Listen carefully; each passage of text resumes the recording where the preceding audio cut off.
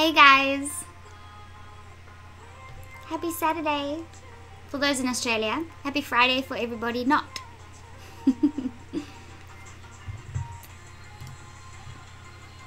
Okay, some of you got on here really early. You weirdos.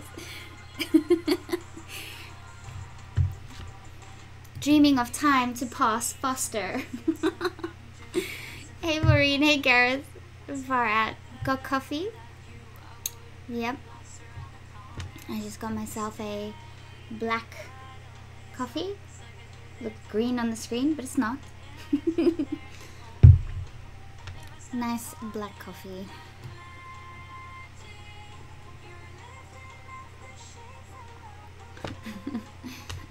Hey Maureen, hey Luke. Hey Tracy.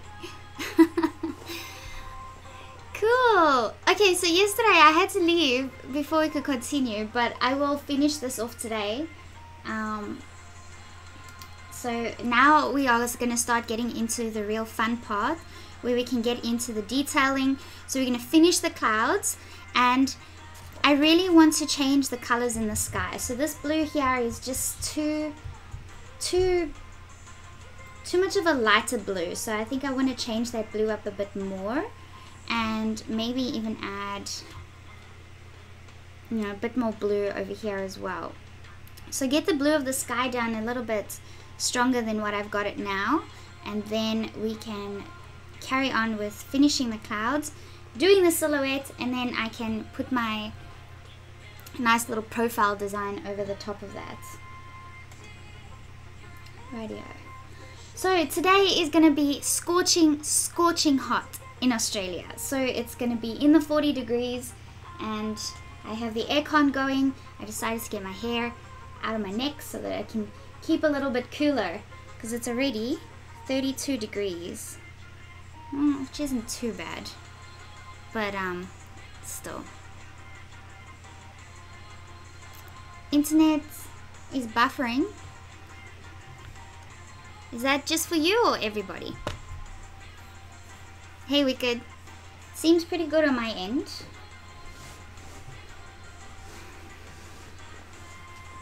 Okay. Cool.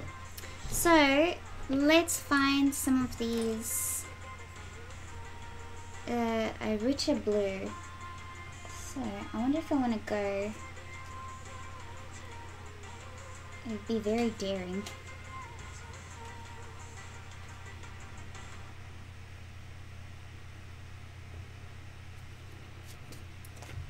Let's just pick a spot on the side here to test the pencil colors. I don't think I want that one.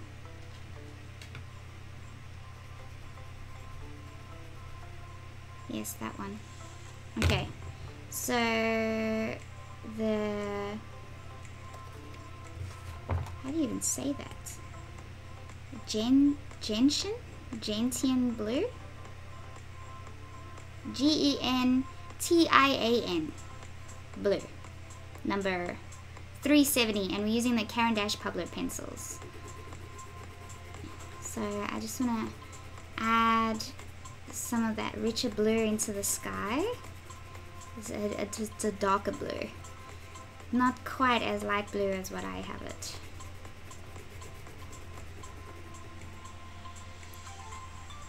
Hey Clarice. Hey Rob. Hey Eric, enjoy your art show.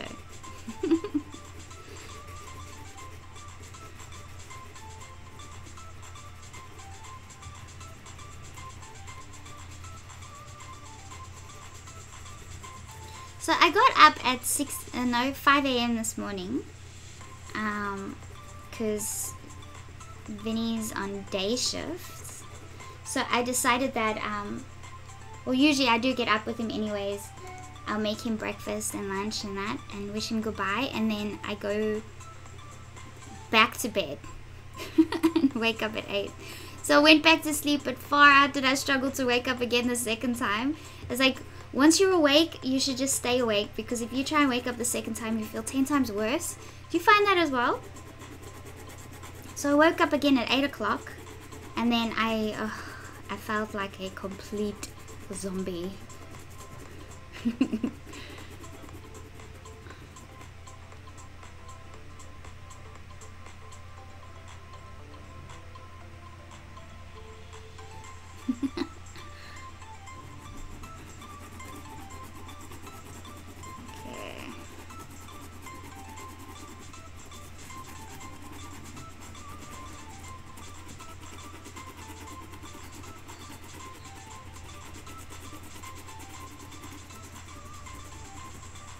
Hey Felicity. Hey Majin.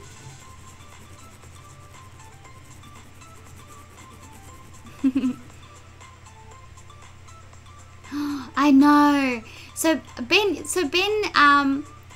did you go get samples or did you just go and get it? Because I know that sandpaper is quite expensive. And Ben just said, thanks for introducing me to sandpaper. Paper, that stuff's magic. It is magic. It's like, it's so amazing that I don't know how much I'm going to use my watercolor paper anymore. That's how much I like the sanded paper. You can just do so much.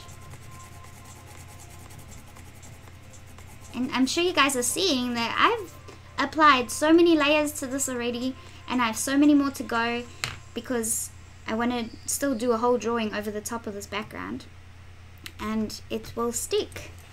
It will keep going. But also, like I said before a couple of times, is the key is thin layers, very, very light layers. Okay, let's blend that in. Which brush do I want to use? I'll use my big brush again.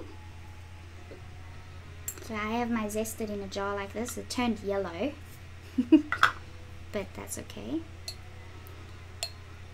And then I usually just pop the lid back on like that and dab off any excess because you don't want much on there at all. Oh, I need to remember to record.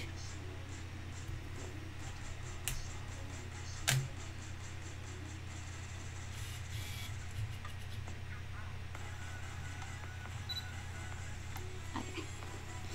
So not much required. I'm going to blend that in.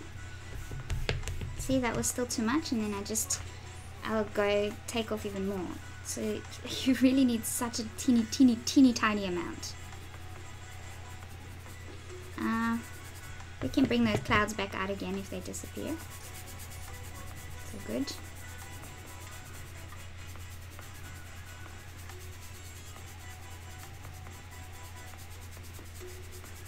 Yeah, so that's a better intensity of a blue sky.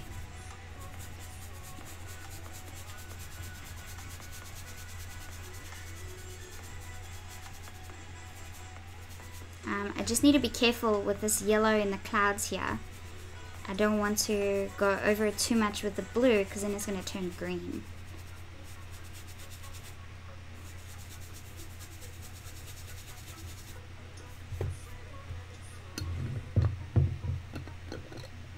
Oh, what, Gareth, again?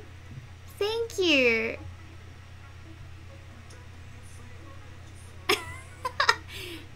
Gareth, I need rewarding and crave attention. So lonely. Aww. Oh well, you come to the right place. There's more than enough people here to keep you occupied.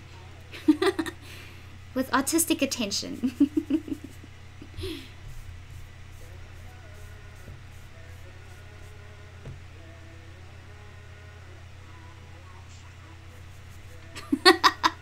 Luke.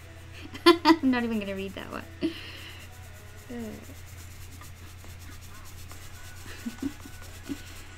Okay. So,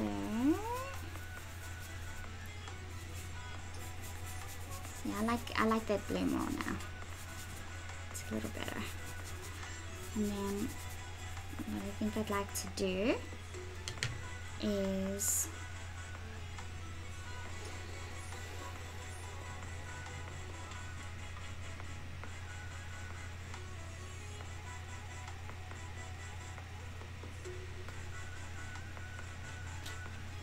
use the beige number 403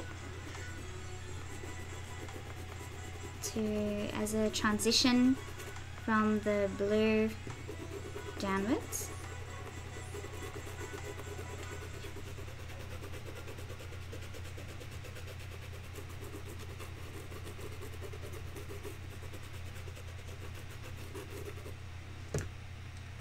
And I want to still put some more of this blue, the gentian blue, over here.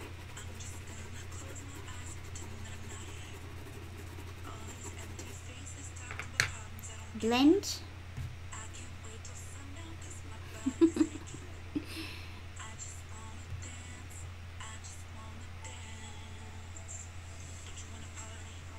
Rob's asking, when do you need to say camera check?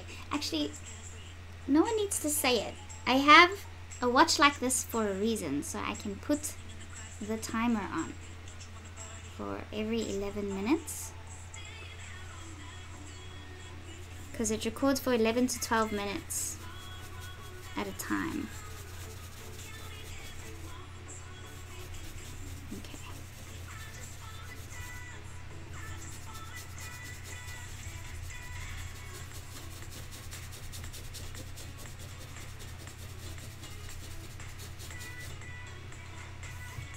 Right.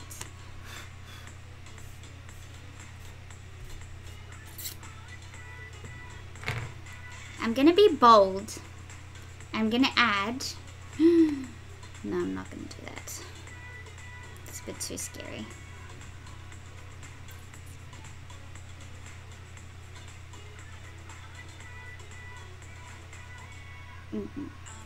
No, never mind. Okay, so I think it's just gonna have to be that blue, because otherwise it's just gonna be too purple. I don't know how I can get that blue.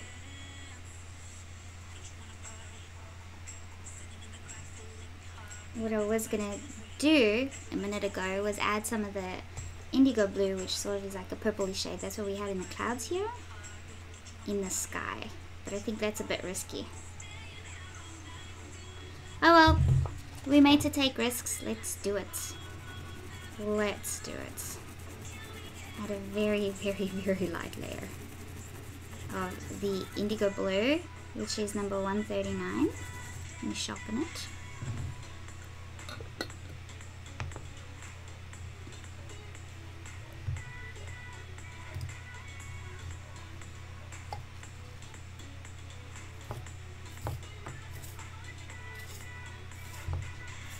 Hi Shay. Robert, I hope your wife feels better. We all hope she feels better. We're all sending that good juju. Good energy.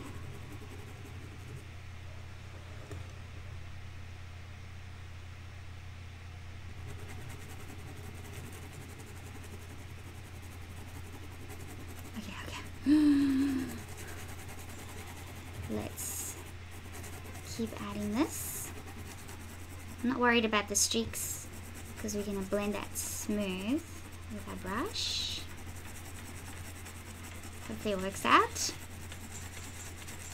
Just to get that real bluish, greenish color out of the sky so it can be more of a bluish, purplish.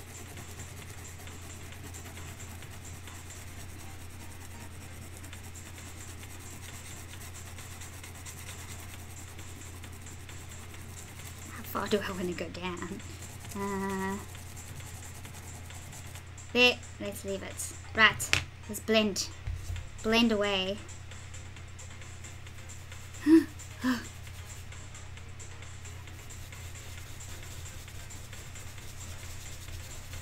Ooh. Ooh.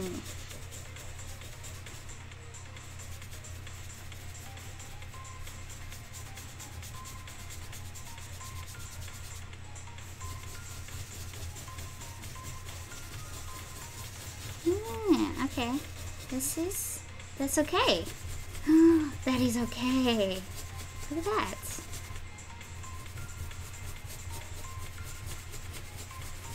My much better blue.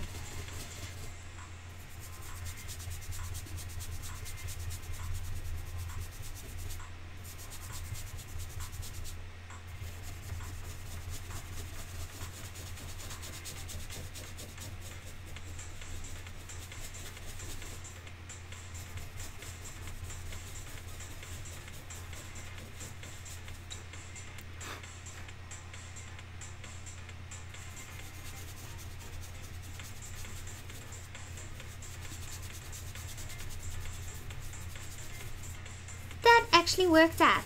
Can you believe it? I was a little bit scared there for just a smidge. And here.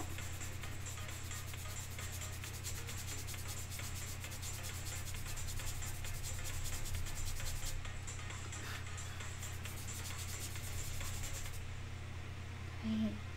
That's better than what we had it like before. Definitely. So it's not, you know, quite like that, but that's fine. Once we add the pink to the clouds, I think I'll be satisfied with that blue. And then this here may have gone a bit too dark. That's okay. That's okay. Let's add a little bit of the cream, 491 over here.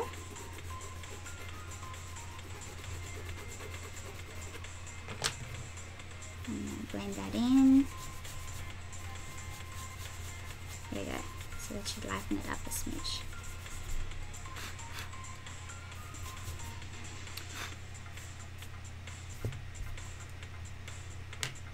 Cool. I think I can just lighten up a bit more.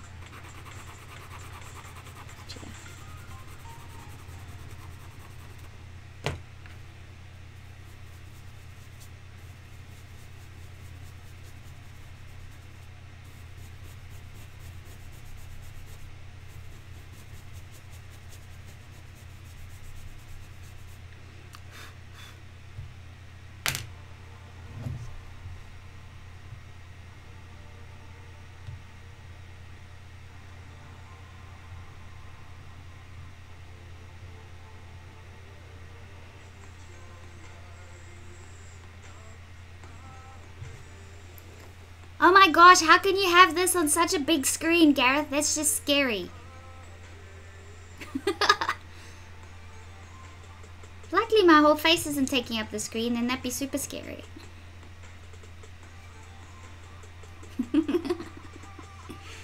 Okay, cool. I really like the color of that sky, even though it's not quite the same. I am very happy with the color of that sky. Now, let's do these clouds. I think I'm just going to go straight in with the white pencil and see how light we can get the clouds, and then add the pink over the top. So because when we ended yesterday's video, we sort of ended the, you know, added the white to the edges of these. That's why it still looks textured, because I haven't blended them in yet. But let's add those fluffy textures to the edge here, so it goes over the sky.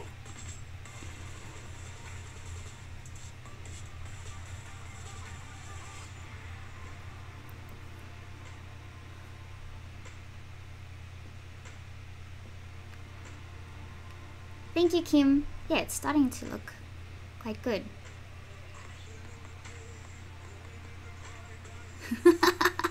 I'm scaring you like a Oompa Loompa. Do I look orange?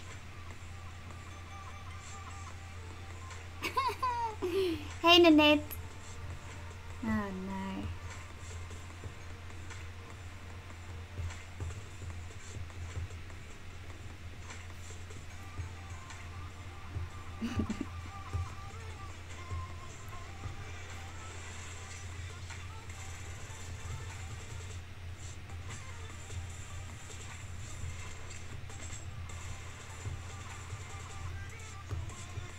I'm surprised you can see much detail if you're watching on such a big screen. Can you see enough when you're watching on such a big screen? Doesn't it just make it more blurry?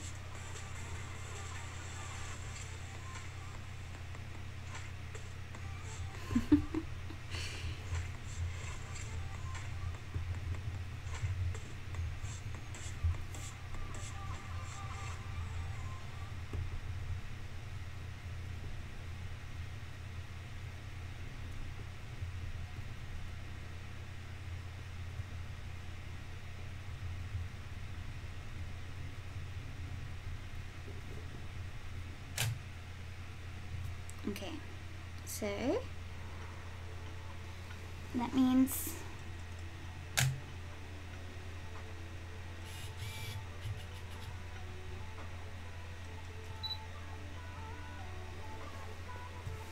there you go. At least my camera's been good making all its little noises.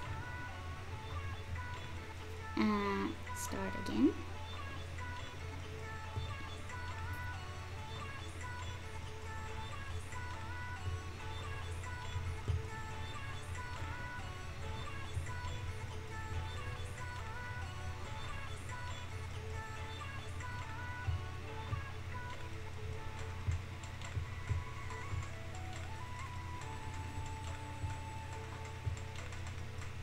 Hey, Gareth, I actually have a question for you. I don't know if you'll know this.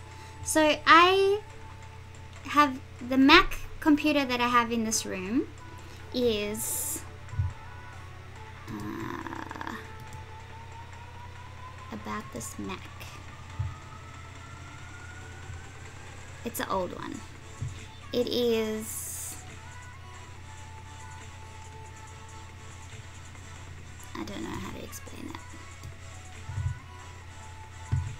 It says iMac 27-inch mid 2010, 2.93 processor, or i7. Anyways, my question is, I got a Black Magic mini recorder so that I could plug my Panasonic camcorder into the mini recorder so that I could use OBS on the Mac computer instead of on my laptop, which has a very noisy fan. But it doesn't have, what's it called?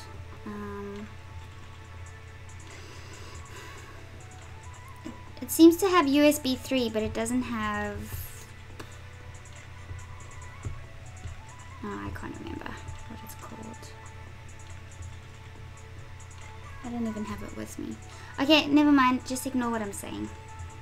I can't even explain to you what I'm trying to explain, so there's no point.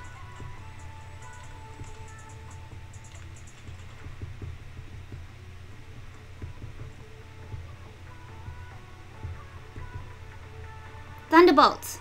That's the word I'm looking for. I have a Thunderbolt cable to plug the Black Magic into the Mac, but the Mac doesn't seem to have Thunderbolt. It has. So that was a waste of money. So I wanted to use my OBS on my Mac for recording my live streams.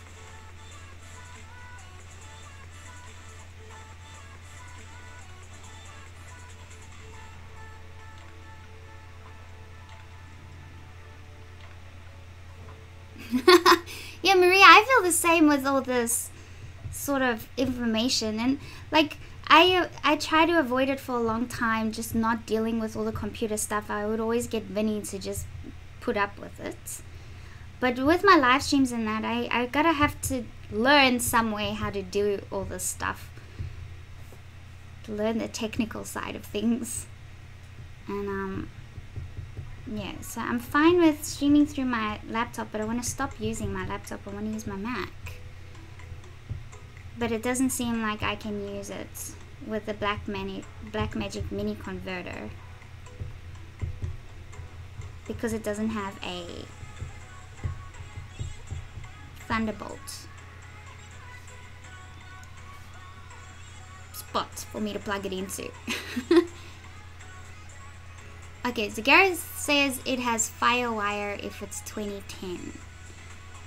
You can get a Thunderbolt to USB 3 adapter, and you can probably get a Thunderbolt to FireWire.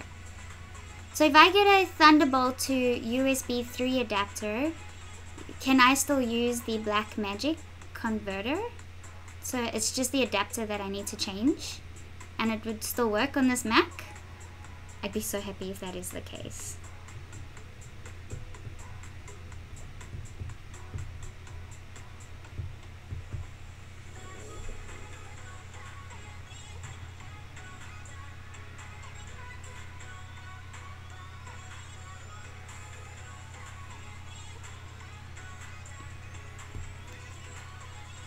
Hey Sandy, right next to the little drop down where you can select the different reward tiers, next to it is a little sort of table which tells you what each subscription gets you, with little ticks and crosses. And then if you look at the tutorials tab on the website, it gives you a breakdown of each one.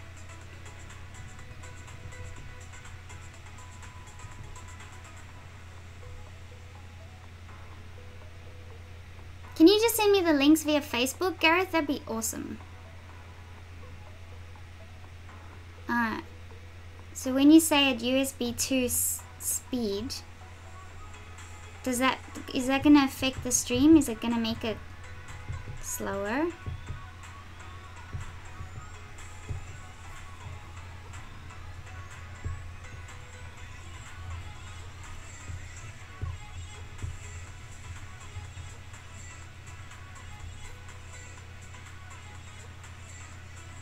Yeah. So yeah, I got a Thunderbolt to Thunderbolt adapter cord, and that cost $50. So getting Thunderbolt to USB 3 will also cost. Because I obviously didn't look at the back of my Mac computer before I bought the cord.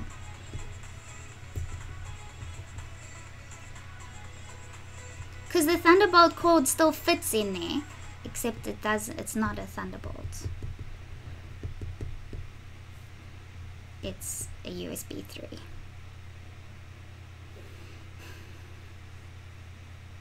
Oh, my computer is not USB 3. So I wouldn't be able to use it. Because you can't get a Thunderbolt to USB 2. I mean, I can't even use USB 2 on the freaking laptop. Ugh. Never mind then. I'll just keep doing what I'm doing now. But thank you for explaining that, and thank you for everybody putting up with that little conversation. This would be something useful for any other creators that might be watching this video.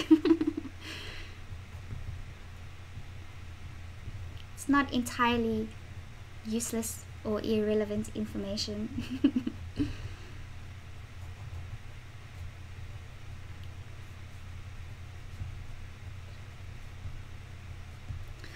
Cannot wait to put the silhouette of these trees down, but our sky needs to be complete.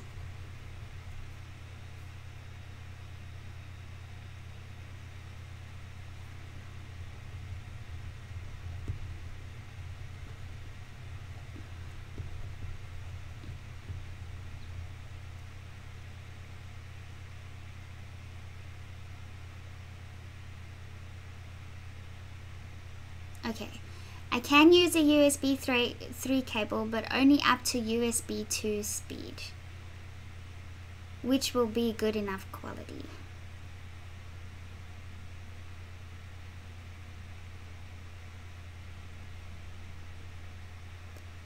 But Thunderbolt to Firewire should process at 800 megabytes per second, as to 2 to 400. No! That's not enough. That is not enough. It needs to be like 2000 megabytes per second. That's what I'm processing through my capture card now. Or is that just... That's what if I look at OBS and I look at the frames per second, there's a little green bar and it says kilobytes per second. Oh, that's different, isn't it? Oh. No, that's fine then. That's fine. Kilobytes per second, or KB per second, I'm guessing it's kilobytes per second, right now is 2650. So if it will be going at that speed, using the USB 3 in the USB 2 port, will it go at that speed using the USB 2? Which is 25 megabytes. Okay. So I should still get the same speed if I use the USB 2 port.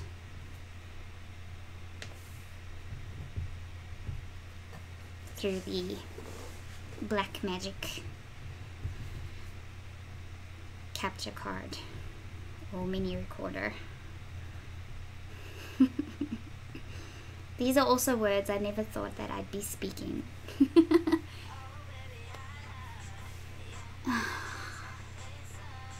So USB 2 bottlenecks and causes lag over time. So the Thunderbolt, the Blackmagic doesn't help with that. Isn't that what the capture card is for? Or do I not get it?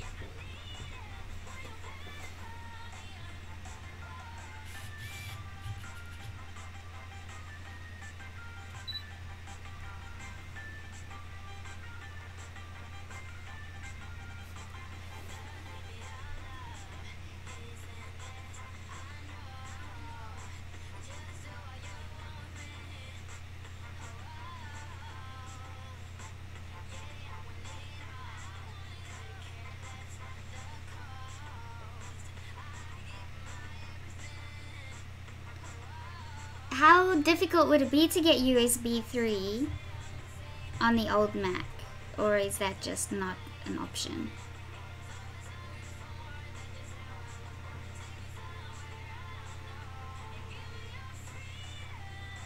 I don't even know what FireWire is.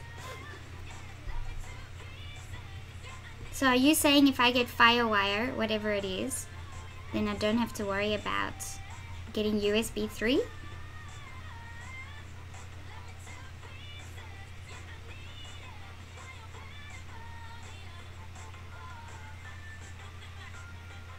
Okay.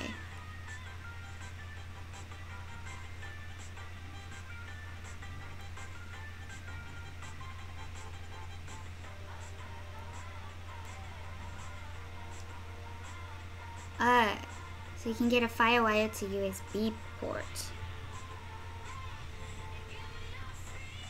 But does a FireWire to USB port plug into a Blackmagic?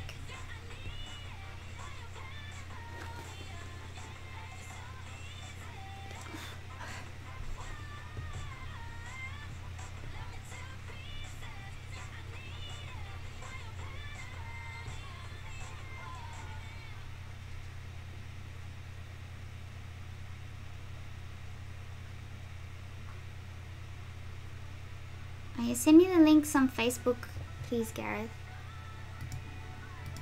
It won't work on here.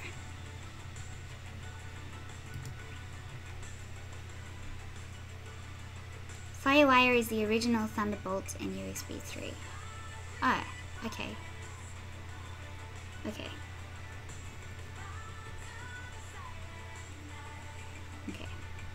Okay, cool. I will speak to you on Facebook chat. I don't think anybody else understands what we're talking about. I barely understand. So I'll talk to you afterwards about that. But I appreciate you taking the time to explain it to me. And helping me out. Thanks so much.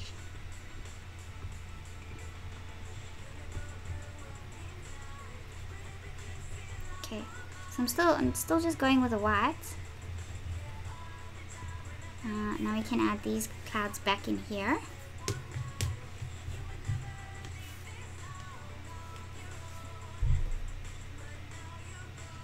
Okay.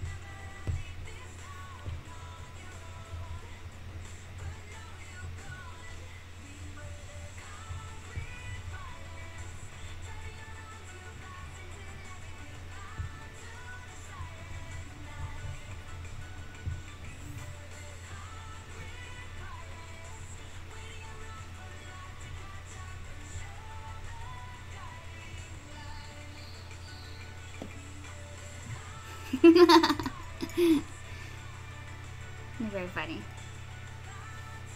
Yes, Garrett's the technical whiz. How lucky am I to have him on here?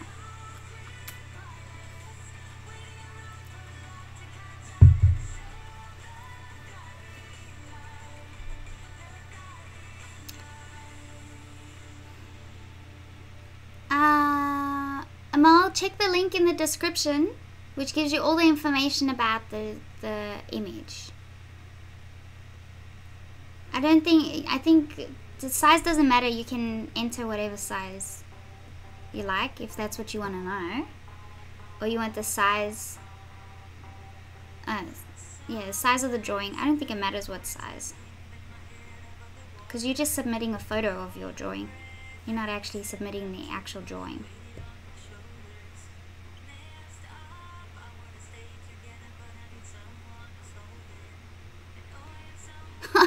Does it really?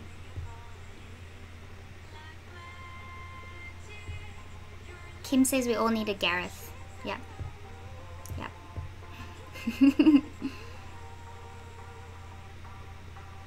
Cool. Wicked says, now you got me interested to research USB 3. I have one USB 3 port on my computer, but was never put in function because the guy dealing with my computer advised against it.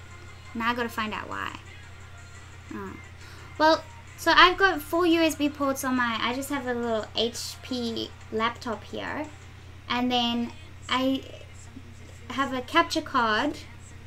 This one is an Ava Media, oh shit, oh excuse me, an Ava Media Extreme Cap U3, and I can't get it under the camera. Let's turn the camera this way. This is what it looks like. And then I have my HDMI plugged in there and the USB 3 plugged in there. So the HDMI goes to my camcorder, the USB port goes into the USB 3 port on my laptop. This video wouldn't get picked up if I plug that in any of the other USB ports.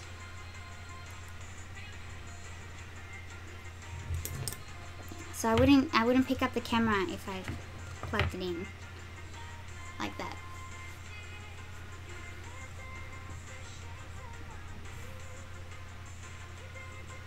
But now for the Mac, I can't use that on the Mac. Or maybe I can. I don't know. But I think, no, I can't use that on the Mac.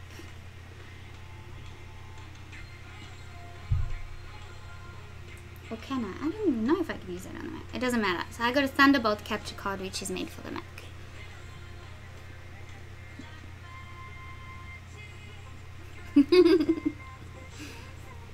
I did swear.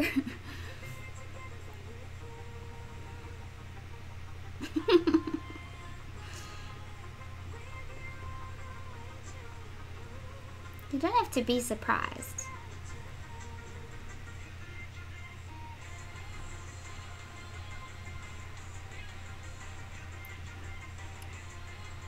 Surely I don't come across as someone that never swears.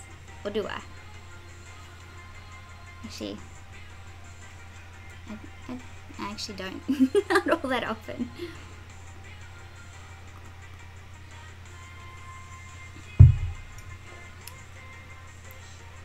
Don't raise my arm up. Why? It's hot, and that's normal. That's what happens. I'll try and do that off camera next time. I really don't care about shit like that.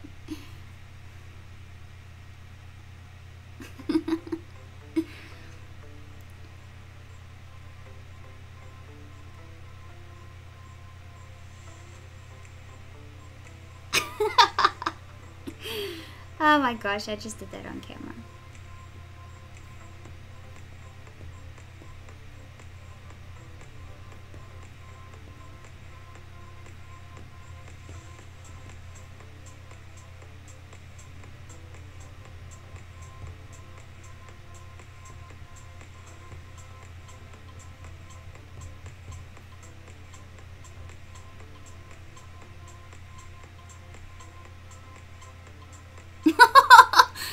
my gosh, Gareth, you're so forward.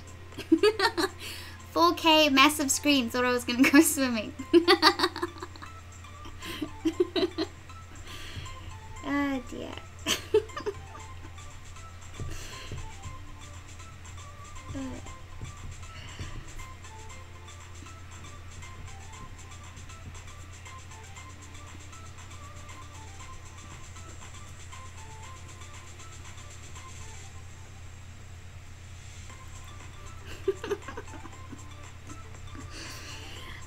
That's a risk that you take when you do live streams too.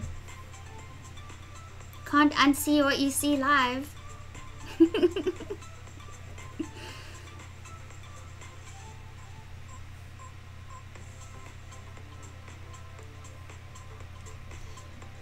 Okay. I'm gonna blend that in. So blend all the white, make sure my brush is clean.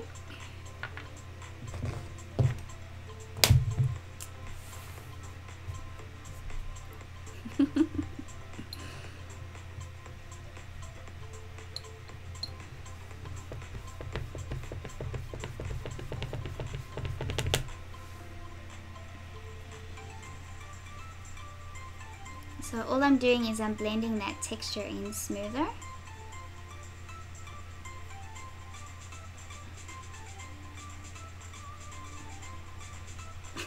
Okay.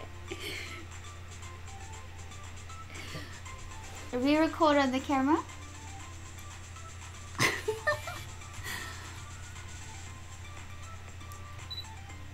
probably shouldn't lift my head up like that either.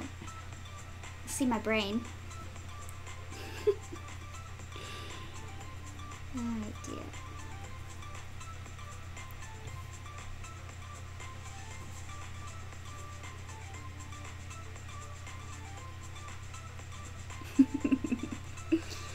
Yeah, we're only human. It's a very human thing.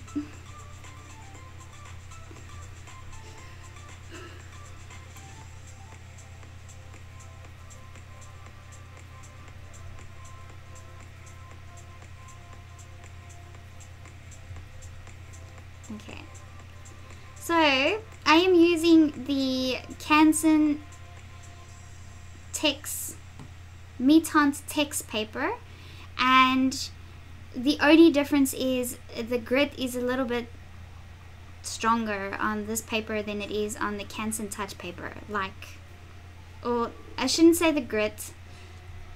Yeah, it's so close. Like it's barely even noticeable.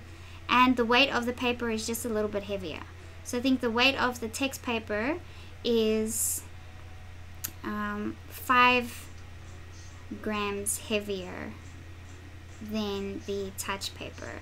So the Canson touch is 350 GSM and the Canson text is 355 GSM.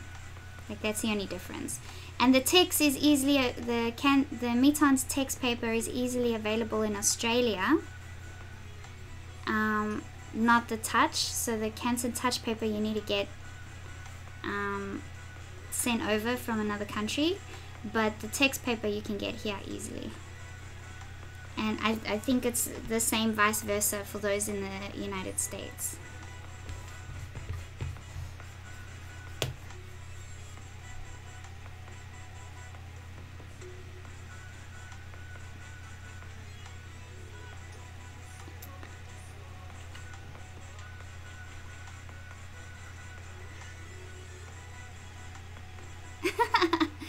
David says 4K is so 2017. 2017. LG just announced their 88-inch 8K OLED TV. What? Please do not watch me on that.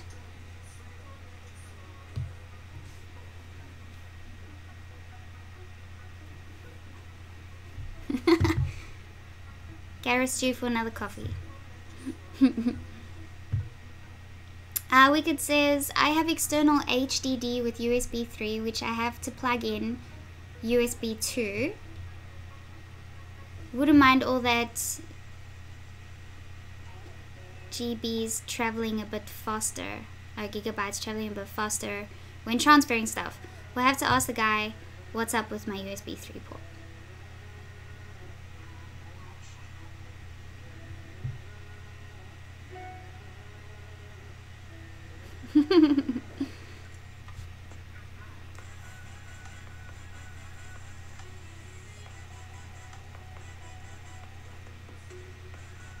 Ooh, Ben says, I just did a bit of research. The adapters available seem to be for USB external to Thunderbolt host only. What you would need is the other way around. I think that's probably impossible. Oh, really? Jamie, I ordered the Cancer and Metons text paper from Eckersley's in New South Wales.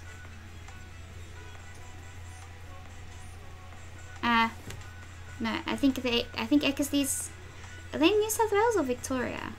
I'm not sure. Can't remember now.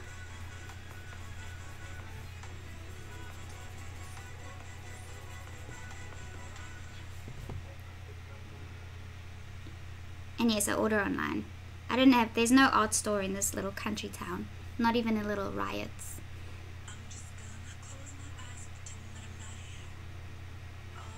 Rob says, maybe a difficult question, but any tips on how to be creative with this photo? I know you have already been creative with the face you're adding, but I don't want to copy you. Well, this is a pretty decent background. So if you add a silhouette of a bigger tree on the foreground, that'll look really nice. So have something pretty much on like a third of the drawing, on the left or the right, sort of overlapping the sunset. And then maybe put an animal silhouette in the tree, or someone swinging from a tree. That's something simple. What other sort of ideas?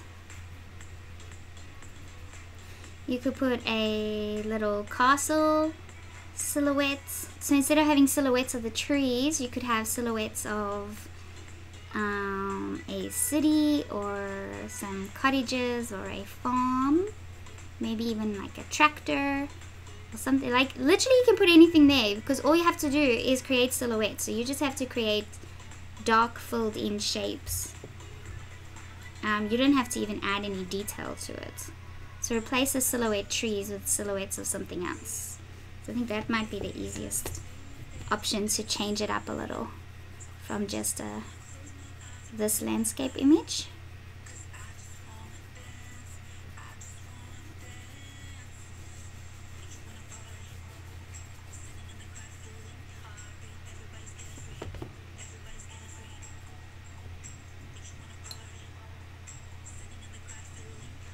Cool.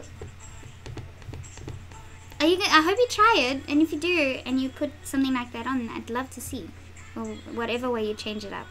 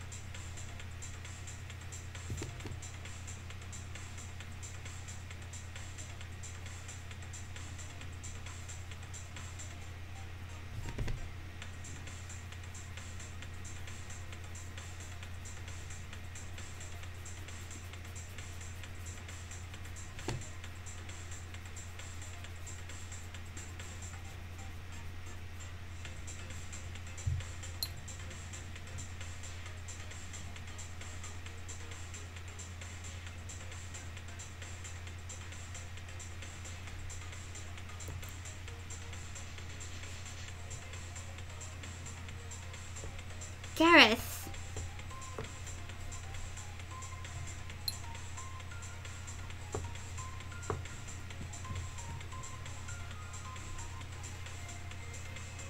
Oh, cool. David says add the Death Star in the sky and a silhouette of Vader looking up at it. I would exchange my drawing with yours. I would send you mine in the post if you send me that. I am space obsessed, sci-fi obsessed.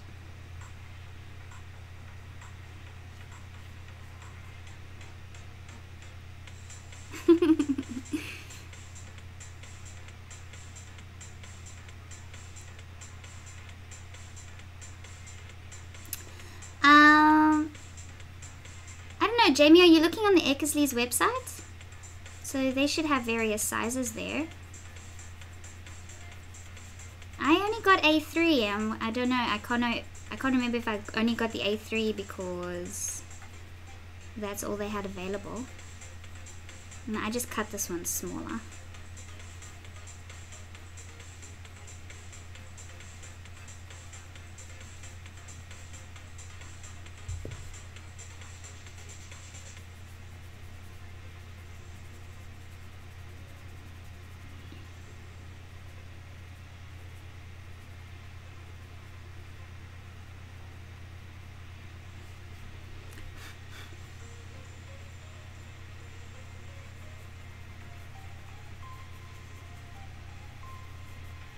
Okay.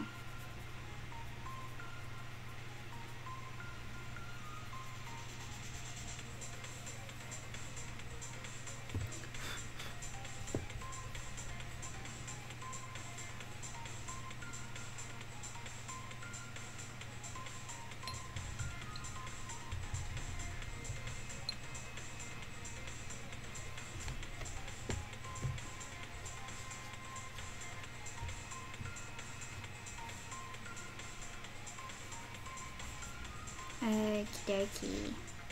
Right, now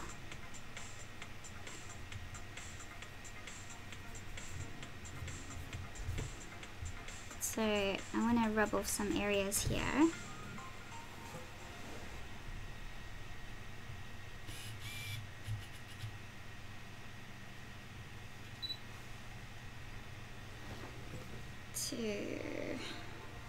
To create more shape in these clouds.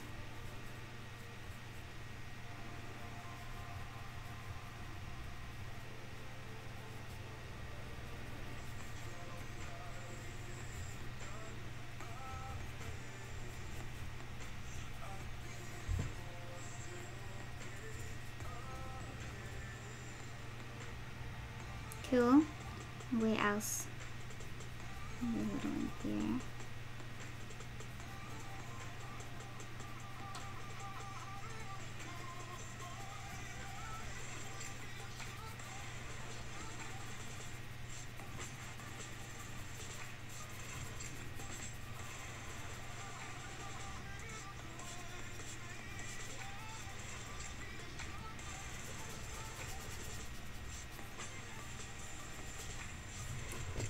Okay. Yellow. Now we want to add these bright yellows. So I don't know if I want to go that bright. Let's add some of the apricot.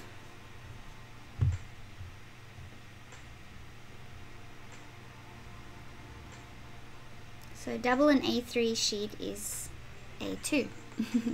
Double an A2 sheet is A1. So okay, so they don't have any A4.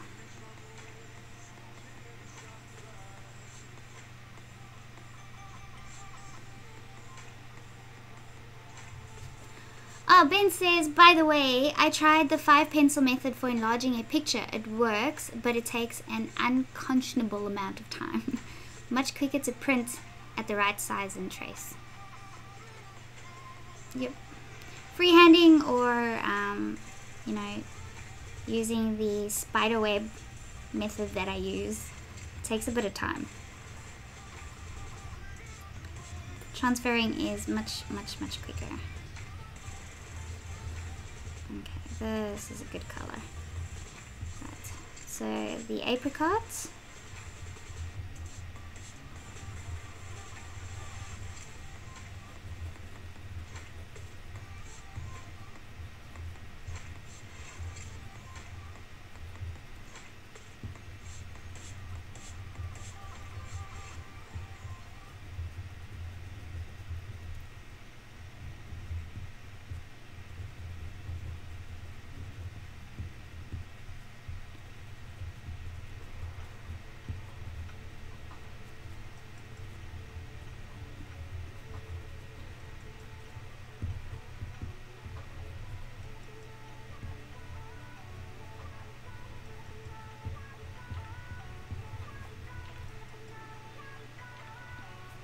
Did any of you enter last month's Colored Pencil Magazine challenge?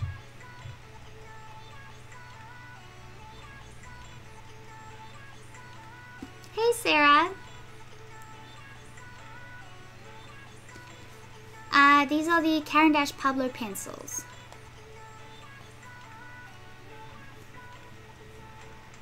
Hey Dale. Did I say Pablo pencils? Caran d'Ache Pablo pencils. With the Canson Metons text paper, which is the same as the Canson Metons touch paper. It's just a little bit of a heavier paper.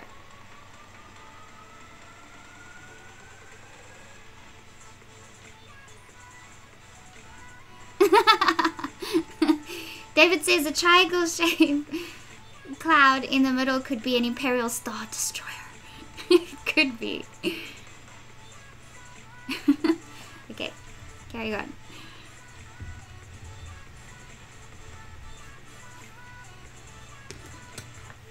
Right, I'm gonna do it like I did yesterday and look at questions after a couple of minutes instead of looking up all the time, because then I just stop too much.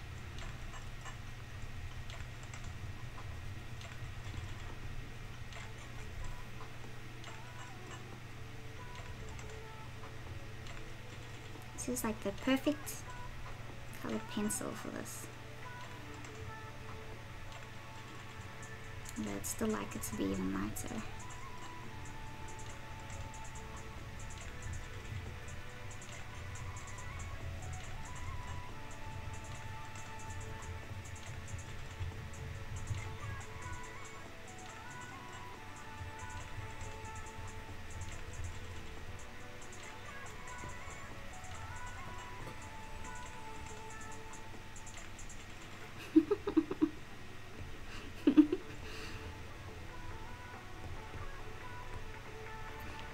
Klingon bird of prey.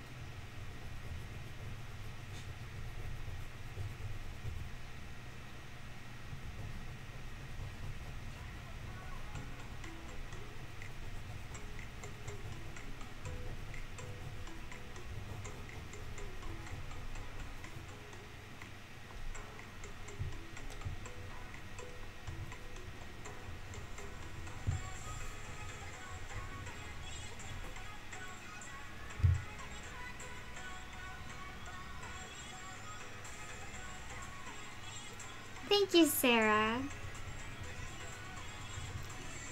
That's what a live stream should be like.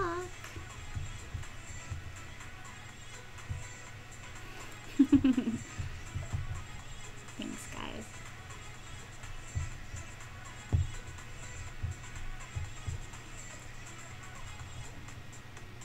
What are you doing back there, Missy?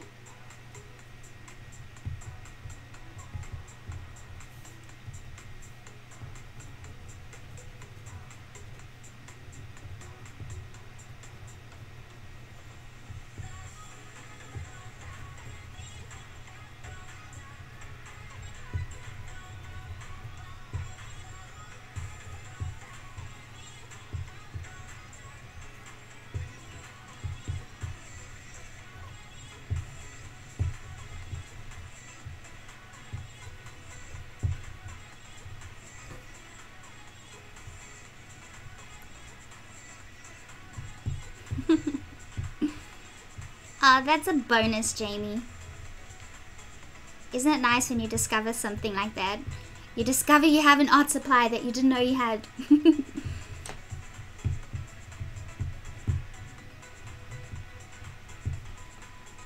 It's a sign. It must be used now.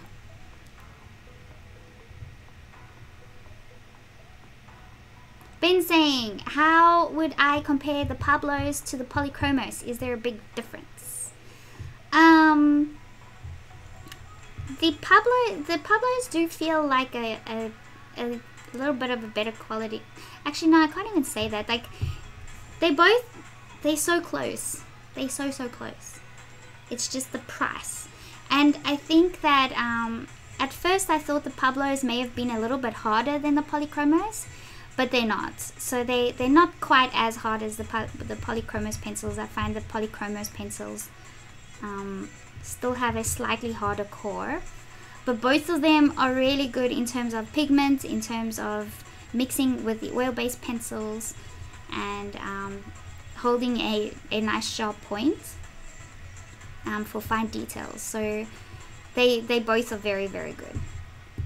It's just, I think the reason I would pick the polychromos over the Pablos is because the price is better and you're still getting a great quality pencil. That's why. If the Pablos were cheaper, then I'd probably go with the Pablos, because they both are just as good, and the light fastness on both of them are just as good as well. They're pretty equal.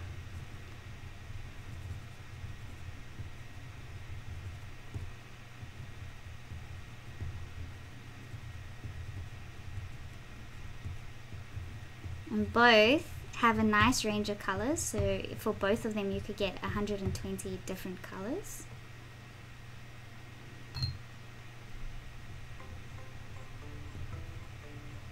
So yeah, either or.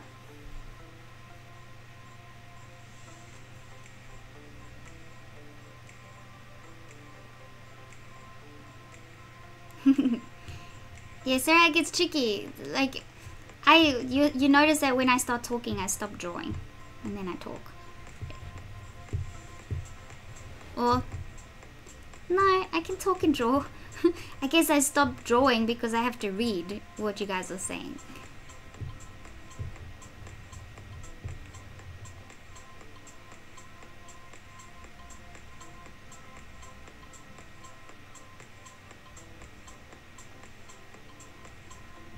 Yes, Maureen pointed out they both open stock, the Pablos and the polychromos, so that's very good.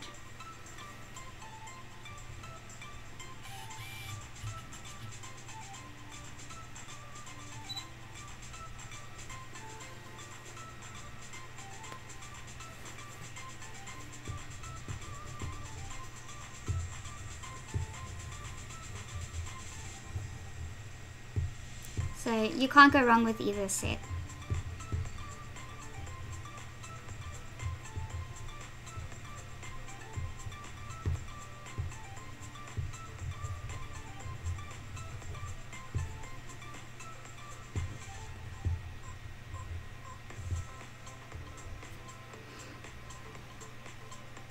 Yes, Kim, you don't need both unless you want both. Ahmad saying, how often do I stream? Well, live to the public twice a month. So do the Colored Pencil Magazine monthly challenge and the monthly Smart Art Box. And then to my students, it can be anything from 2 to 4 times a week, depending on what we're doing. And that also includes these live streams, of course.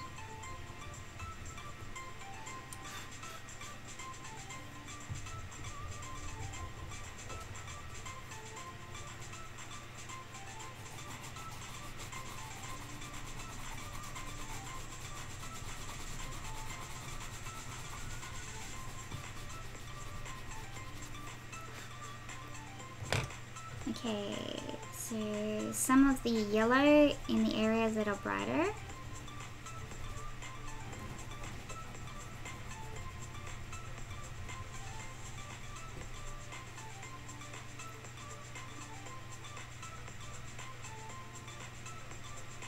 Hey Mike.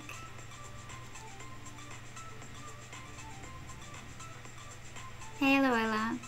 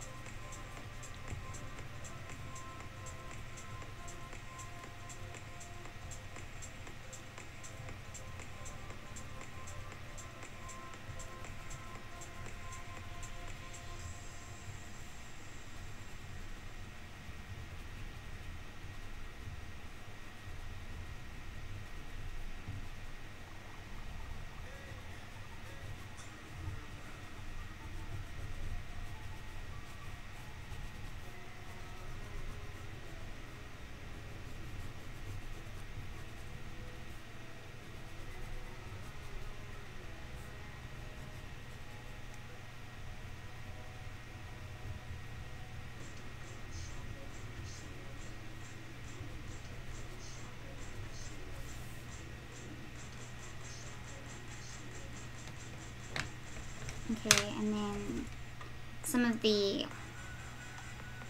light ochre 132 to sort of go next to the yellow, because that yellow is very overpowering.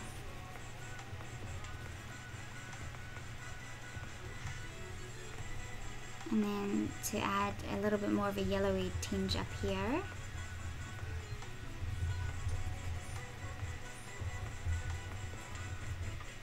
Okay. And I'm gonna make these clouds even darker in here using the indigo blue 139.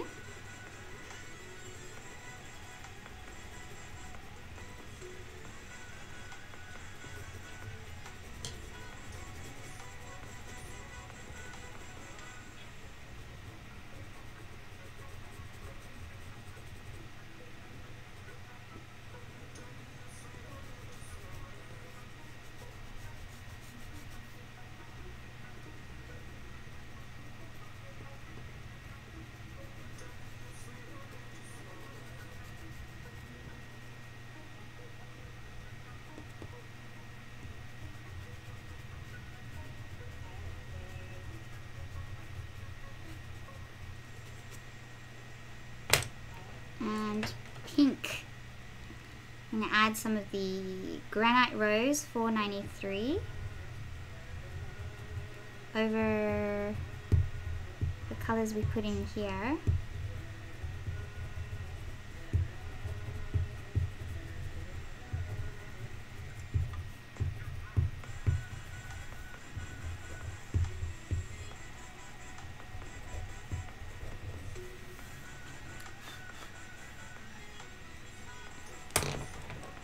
Right, let's blend that in and see where we're at.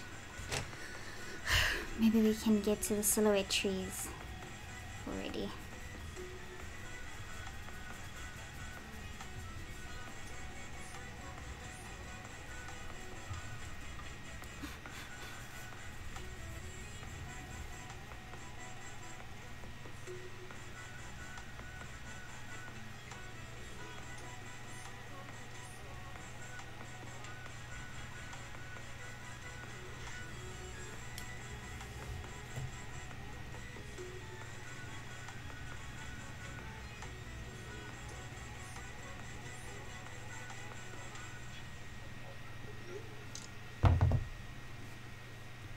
friend of mine's at an art store in town,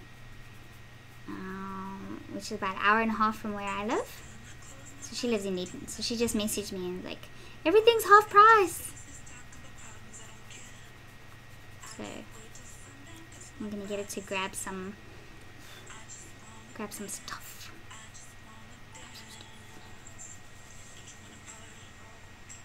Oh, Felicity, thank you very much.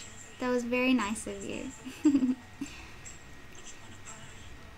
So with the super chat, just so you know, so that helps with postage postage and packaging things for you guys, and with the giveaways and stuff too. So I really do appreciate that very much. Thank you so much.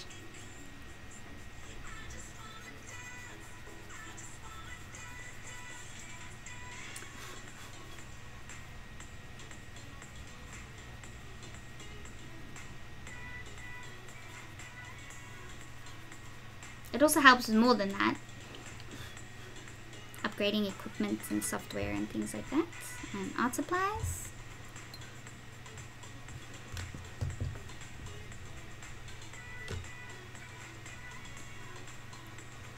Ooh, Felicity says, I was lucky enough to get the Albright Jura set for Christmas. Any chance you could do a tutorial using these? If you look at the November challenge that I did, or the playlist that says real-time videos, there is a little baby in yellow flowers. So Mike is Anya, that's his grandson that I drew, and I used the Albright Juras for the first time in that one in real time. So you would be able to look at that now.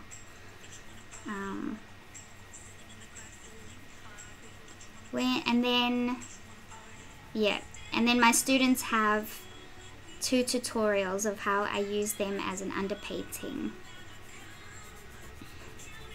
But yeah, there is one on YouTube available to the public now. And that's the baby with the yellow flowers.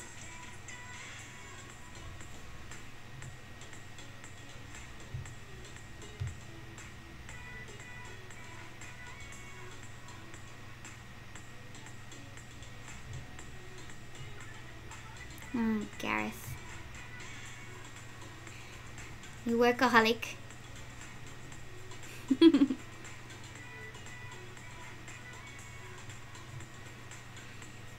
Because you never enter anything, Gareth, so how can I post you something if you don't enter anything?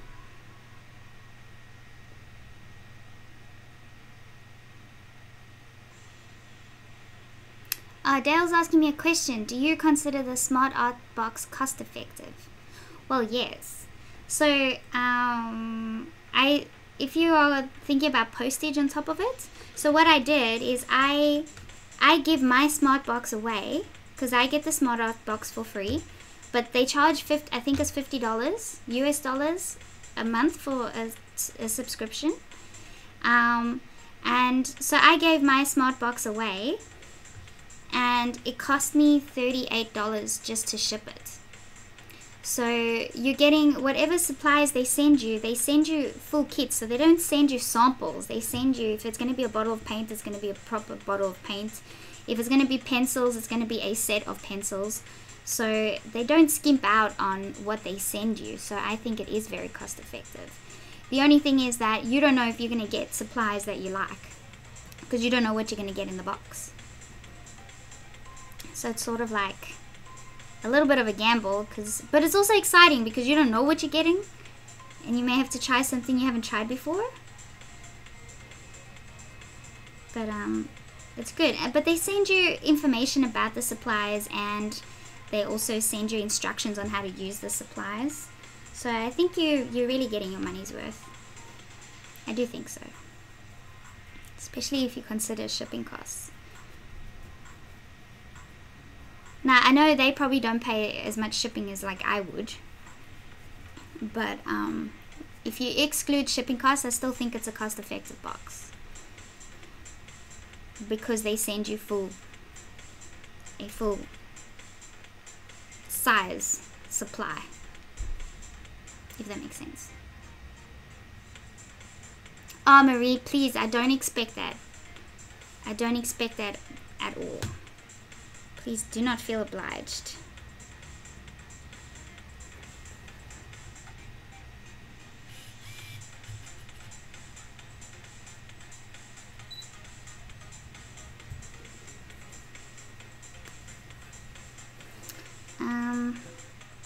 Okay.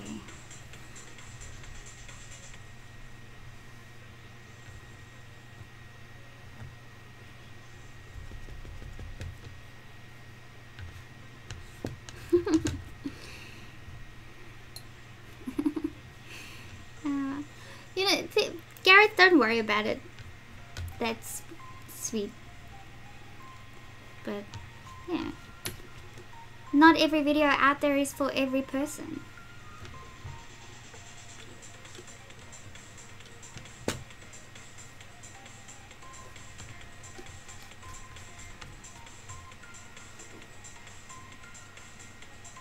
Oh, Marie, that's very sweet.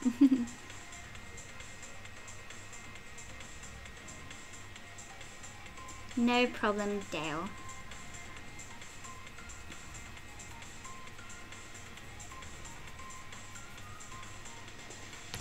Okay. I'm thinking I might just let it go. Leave the sky be. Actually, let's try this titanium white. If we can just get the highlights to pop out a bit more in these clouds here, then maybe that would just add a bit extra.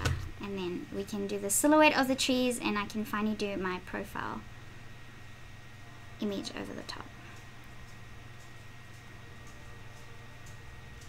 Because, yes. Otherwise this is just going to end up being way too long. Way too long.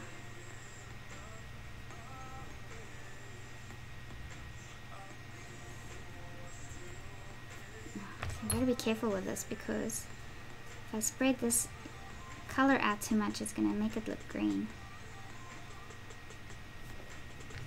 I just want it to look softer.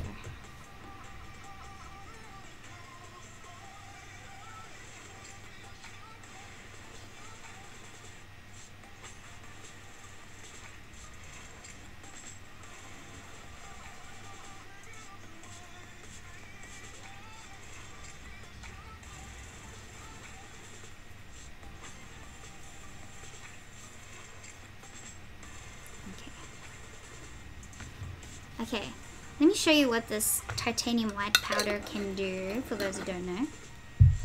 So technically you're supposed to mix this stuff up with the touch-up texture, but I like an even waterier consistency. Oh, so that's what it looks like. So it's by Brush and Pencil. It's called Colored Pencil Titanium White, and it's a white powder. And what I like to use, so I have a brush here. So this is not my solvent brush, because I'm mixing water on this.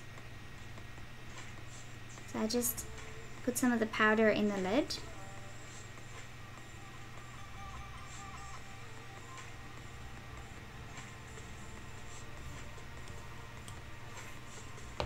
And then I need water.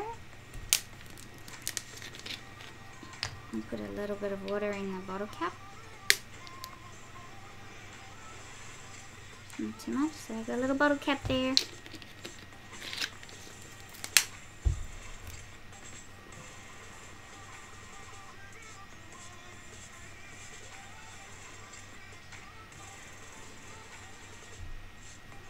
Yeah, no spoilers.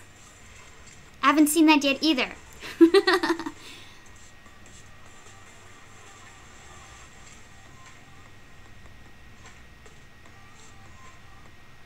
Oh, Rob's question. When I draw this, is it a good idea for me to draw the clouds, then apply fixative before drawing the blue sky? I'll be using Polychromos on Strathmore Bristol Vellum.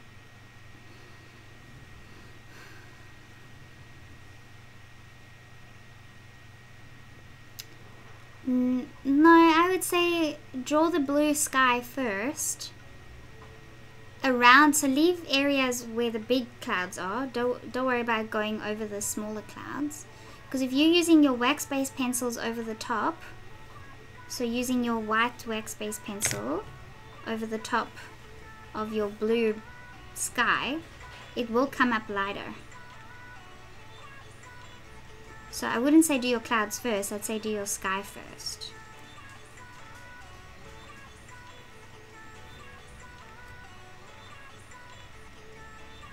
Okay, so I'm just mixing the water in there.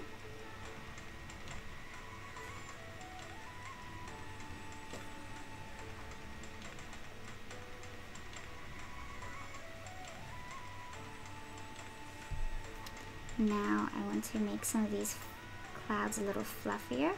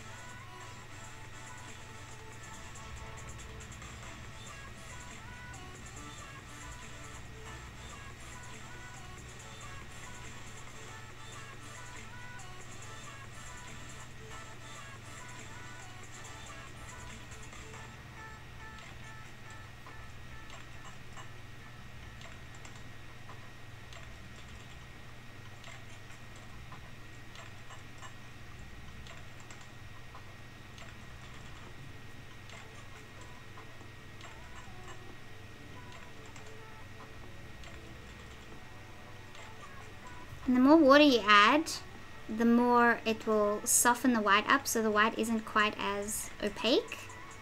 If you don't want it to be stark white, you just want that white to sort of blend in with the colors underneath softly.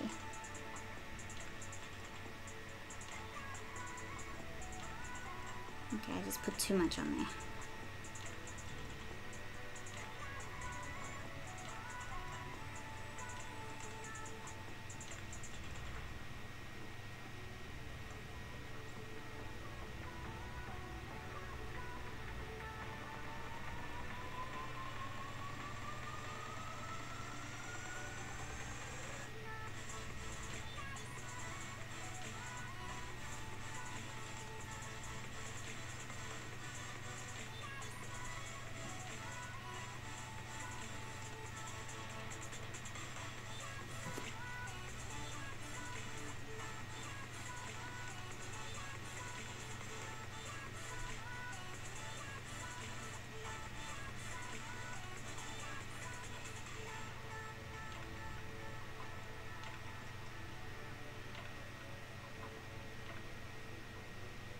The nice thing about the titanium white is that you can go over it with your colored pencils once it dries.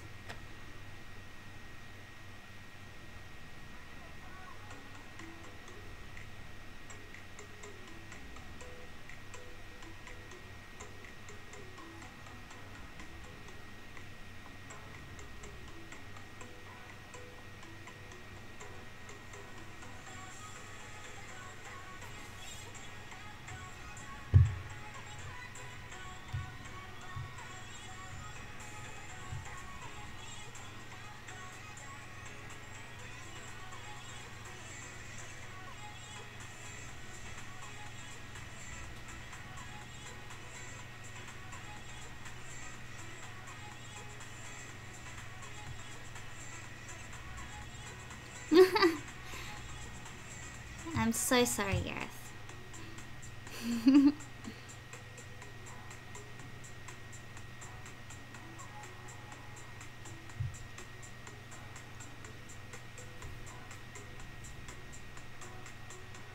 Ben's asking, have I tried stone paper? It's an absolute dream with the pit brush pens.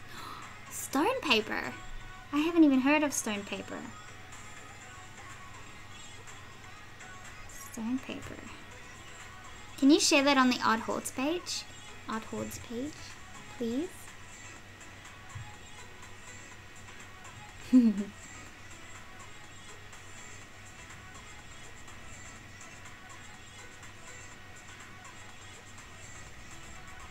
Okay, Sarah's asking, can you explain the titanium white and the fixative? I have not used it before for colored pencils.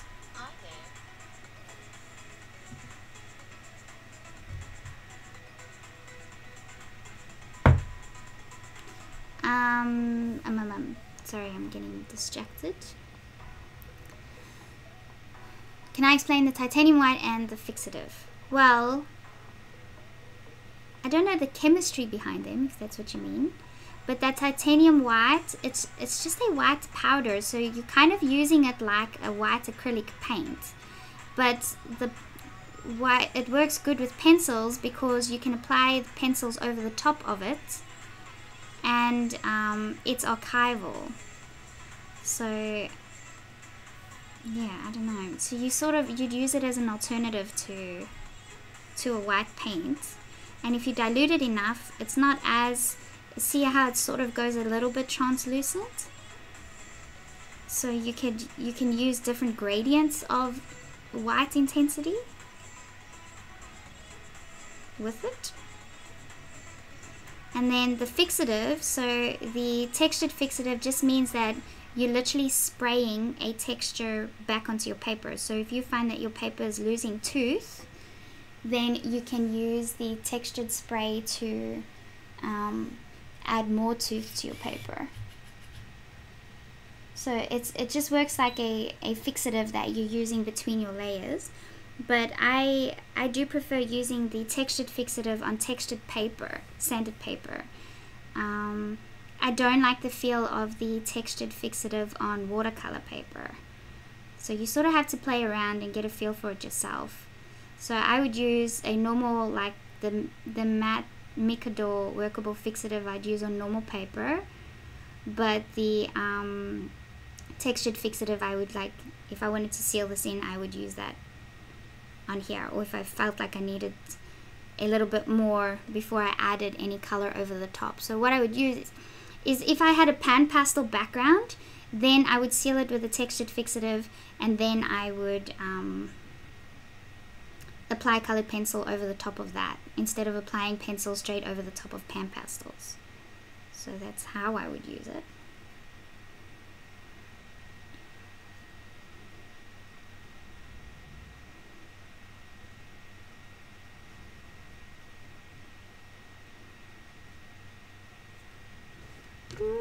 Too much. If you have too much, dry it off and then work it further.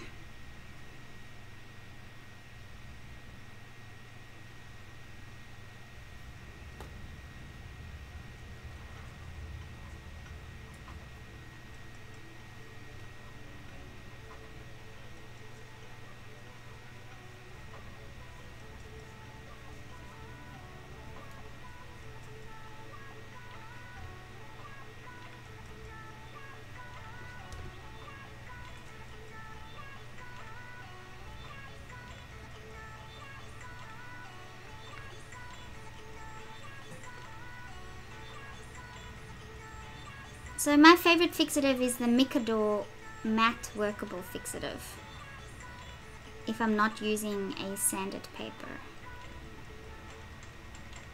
So, but any matte workable fixative should be fine.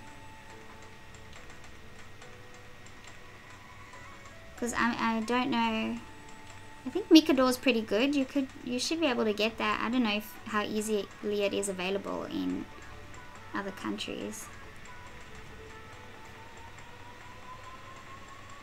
I'll have to check it out.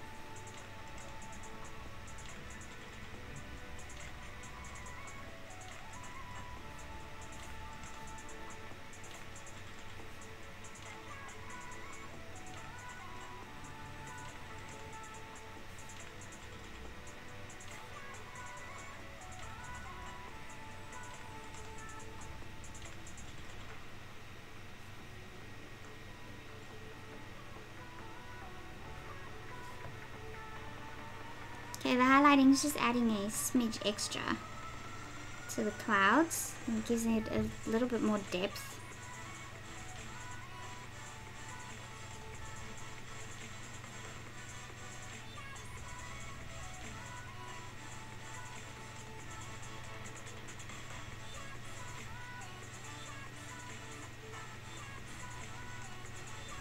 I hardly ever draw landscapes. I'm finding this quite a challenge, to be quite a challenge. This is taking me longer than a detailed animal would take me, I think, of this size.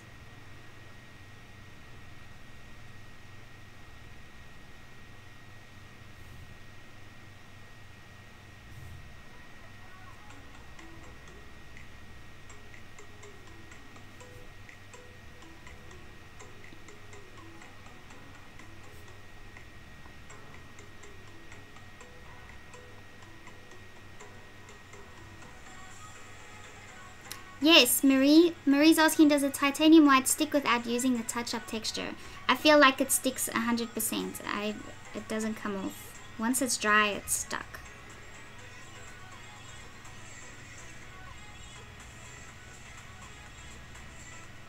I don't even know if it's really, like, I just tried it with water one day. I didn't even think to use the touch-up texture, and I liked the feeling more using water than the touch-up texture, because the touch-up texture, it's such a thick paste. I wanted it to get even a lot more of a watery consistency, which I couldn't get with the touch-up texture. So the touch-up texture just looks like this. Oh, I think this is what Sarah was asking me, actually. So this is the touch-up texture. So you're supposed to mix this stuff in, which I think this is just what's in the textured fixative spray.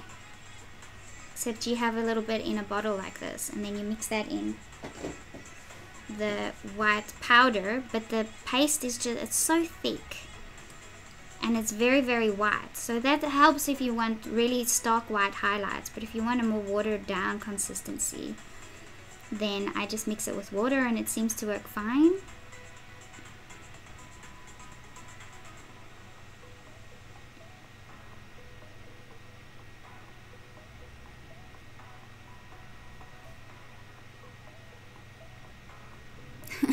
It feels like it's going that way, doesn't it, Ahmed? Ahmad. Am I saying that right? Will you finish this up in the stream or in part 3? I do not want to have a part 3. So I'm going to try and... I'm just going to add this. I'm just adding this to the clouds and then I'm moving on. I could go further, but I'm not going to.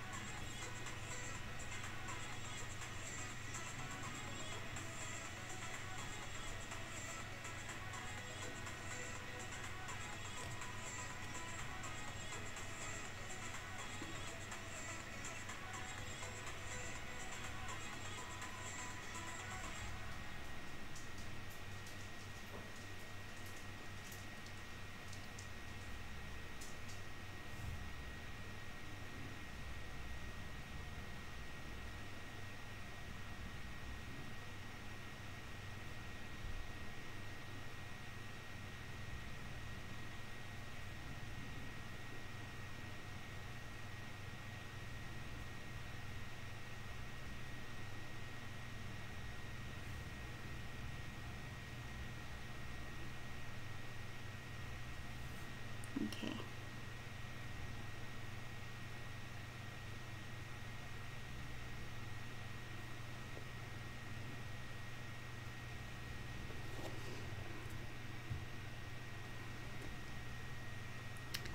Right, okay, I'm gonna leave it like that. This is just how it's gonna have to be to move on.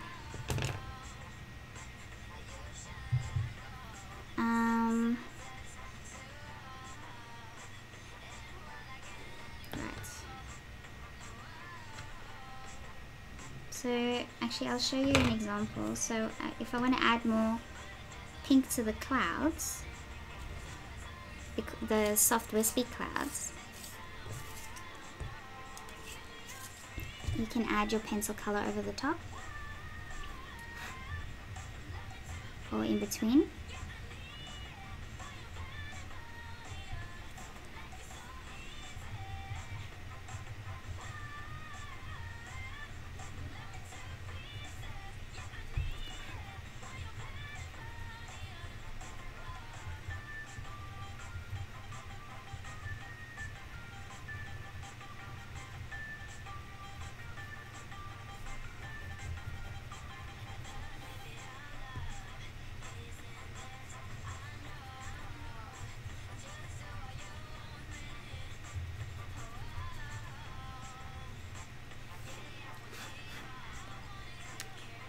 Cool. So the white just becomes the highlights.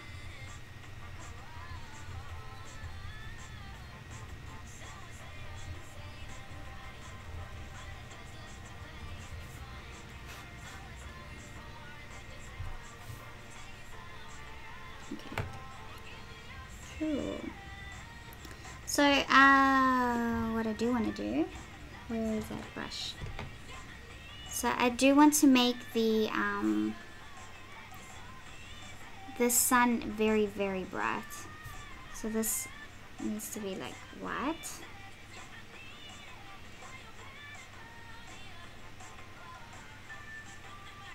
And then I'll add more to it after we get the trees around there.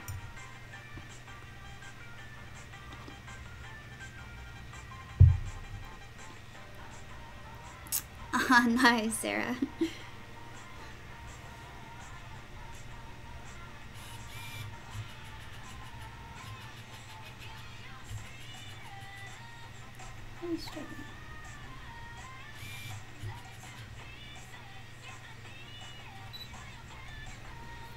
Okay. Cool, let's do these silhouettes. So I am going to show you how I'm going to do these super, super tiny little narrow branches.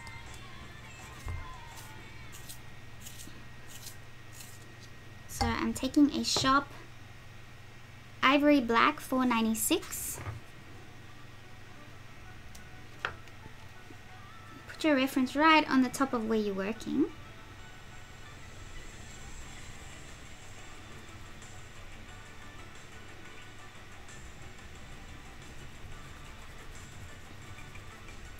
I want to add more red there, but I'm not going to. Okay, so my tree is starting there.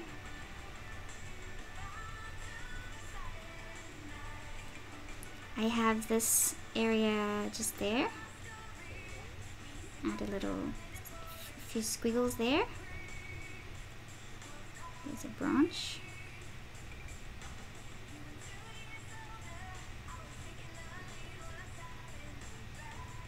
Do this branch here.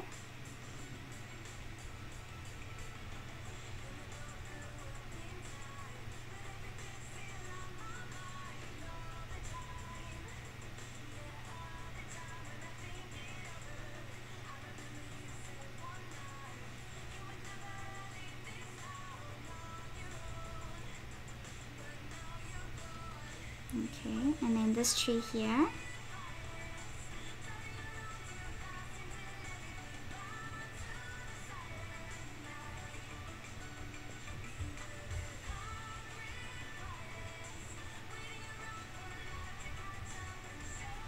A solvent is what's going to make these branches really tiny.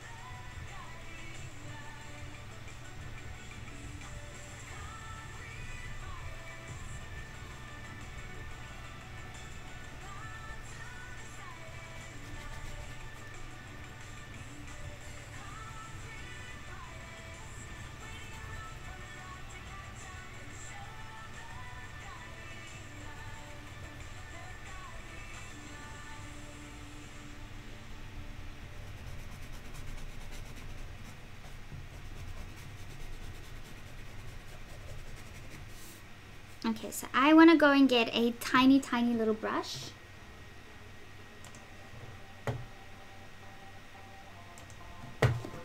I'm gonna go grab one.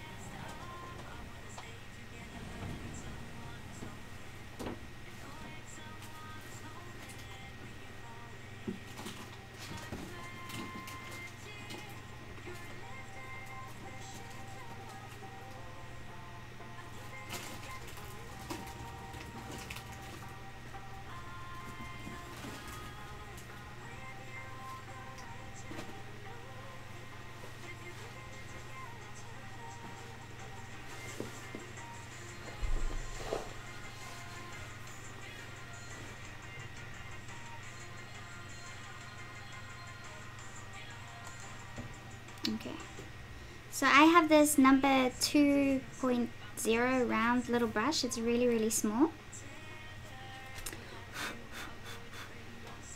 What I want to do, let's first do this tree here. So I'm bringing this upwards.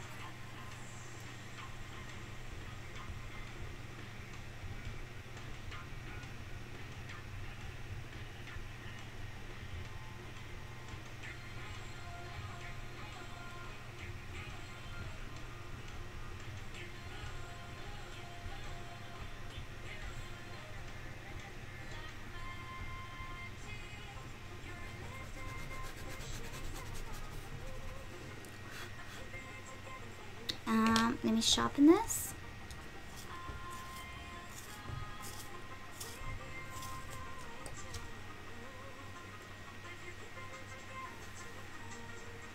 These are happy little trees.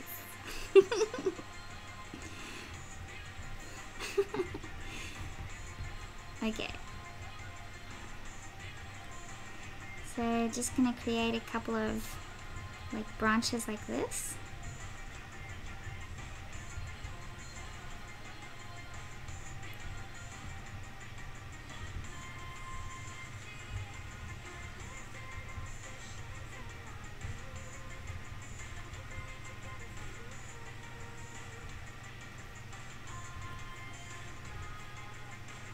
This one goes up a little further. And here.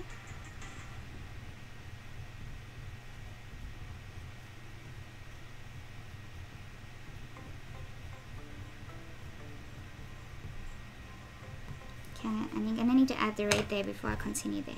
So I'm taking my solvent.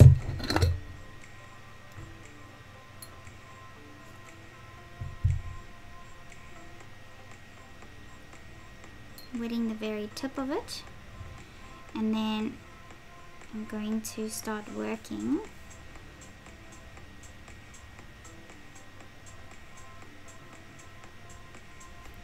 So when you're using such a tiny brush, you're using your brush for the tiny little details. So I'm gonna dab the black pencil here and then take advantage of the excess pencil pigment on my brush.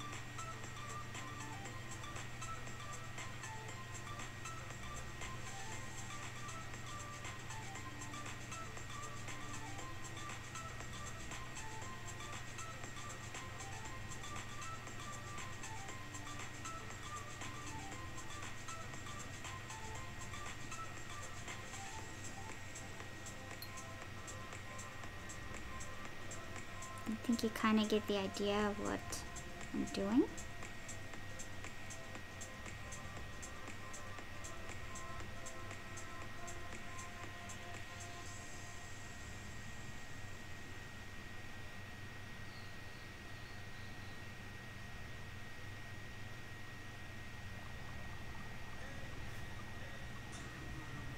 Okay, I wish I did add all that orange in there. I'm going to.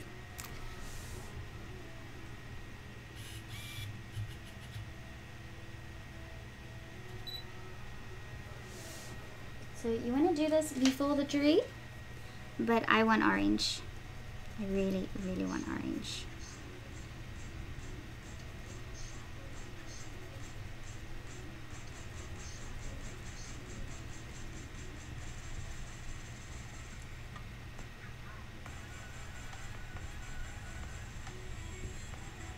I'm using orange number 040.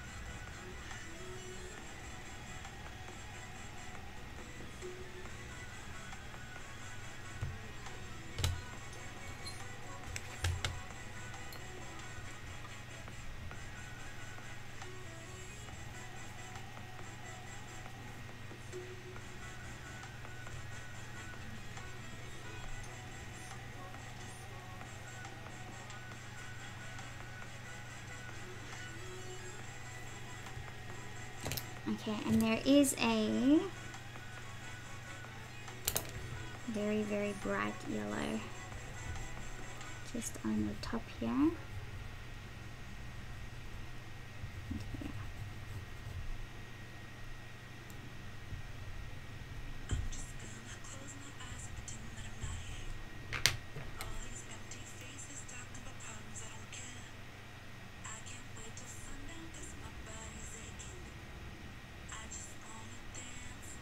Okay, that'll just have to do. Okay, now I'd like to use my black pencil. Just add some more darker areas that we can work with on the silhouette of this tree.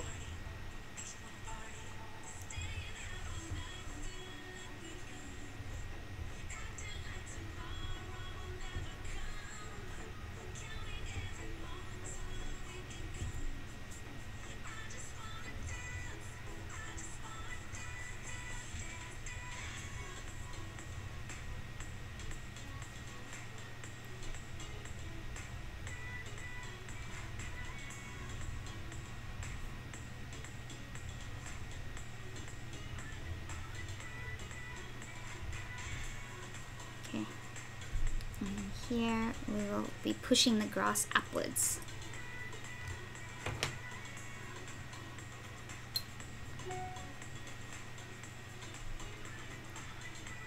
So just dab those in there.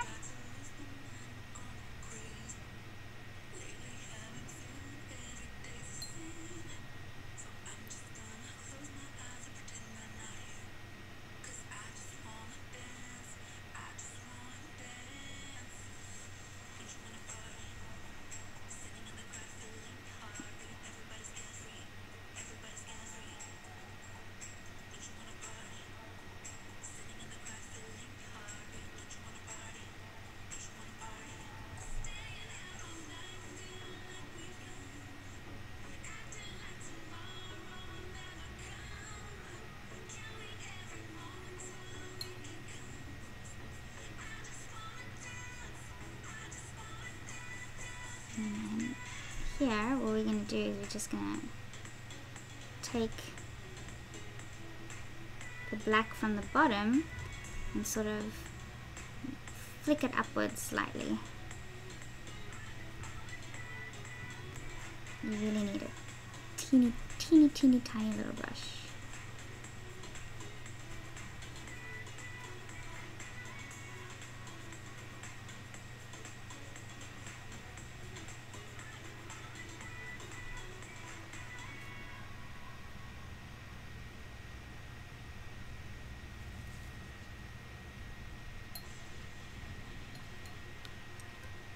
Esme! Hello!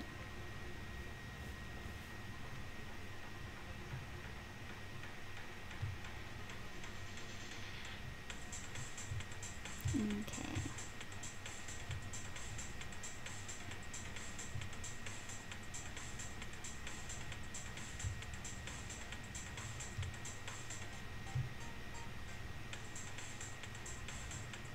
Elaine, hello! Sorry, I haven't looked up at the comments for a while.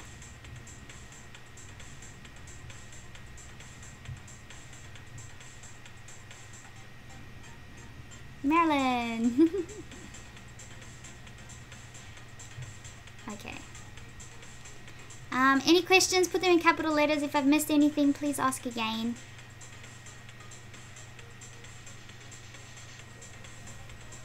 Because I am so focused on this now, I'm barely looking up.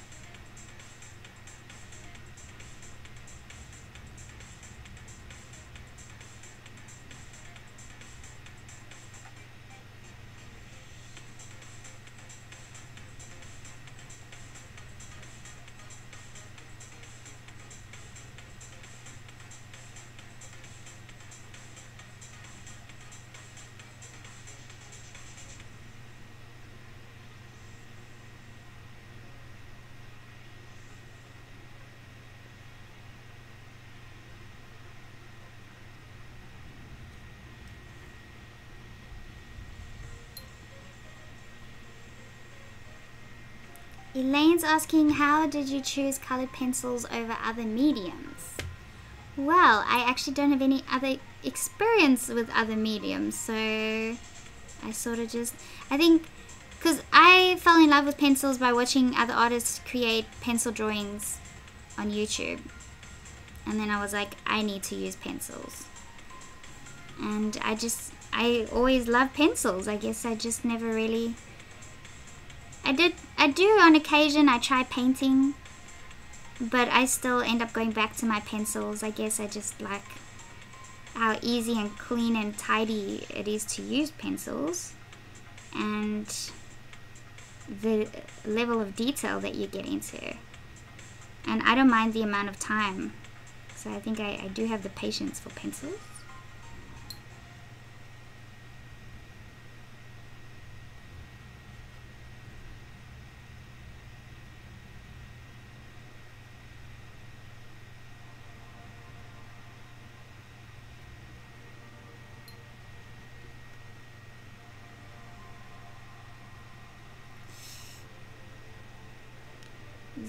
Degrees. That's so cold. It is currently 36 degrees here, which is pretty hot. I'm hoping that it doesn't reach the forecasted 43 43 degrees. 43? Well, in its 40s today.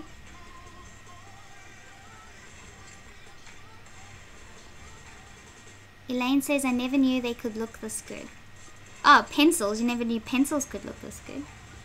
Yeah, pencils are great.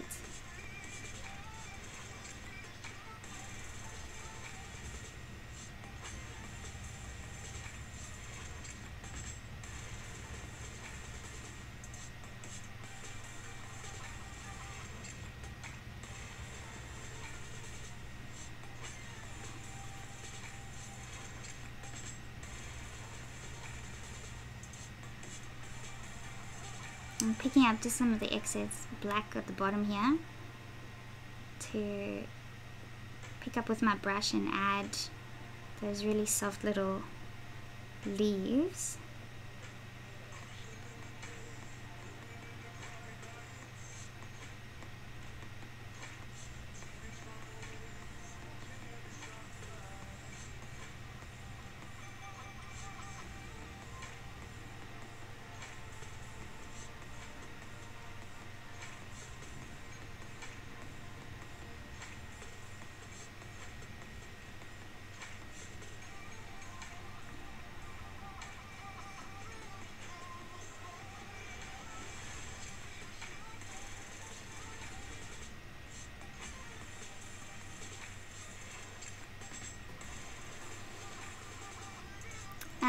Dale's asking, do I have a preference?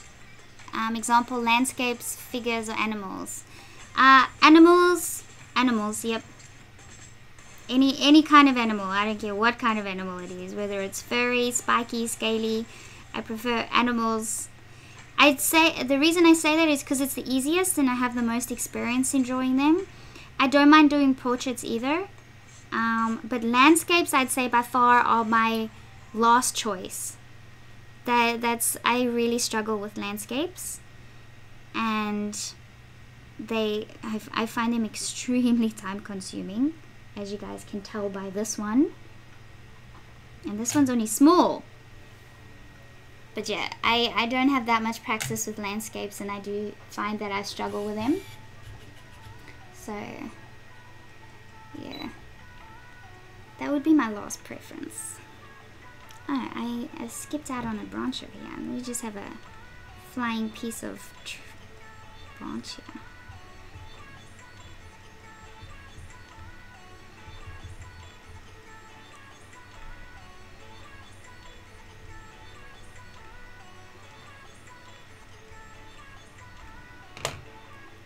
That's better.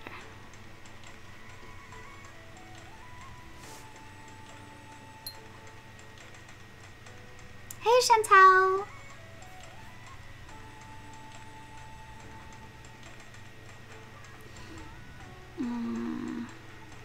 What was I doing right here?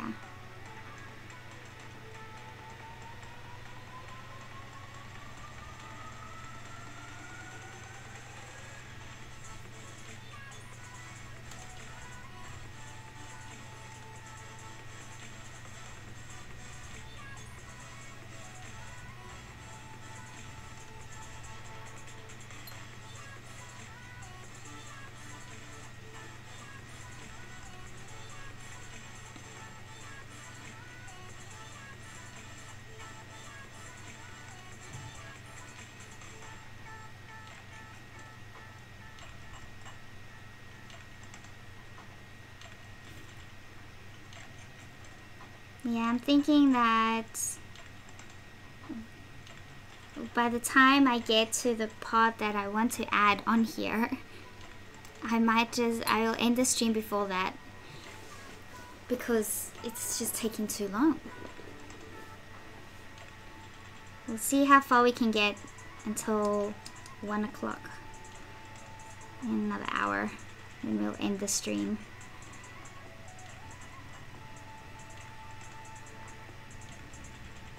Because we are now, what, 5 hours? 5 hours of drawing time to only get this?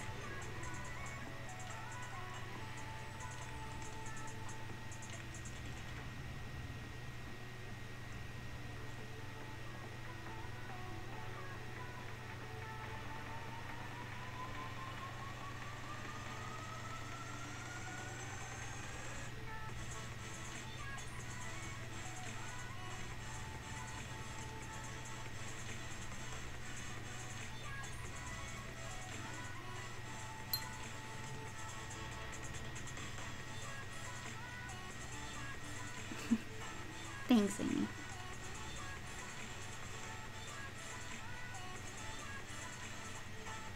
Ah, no, that one's too thick.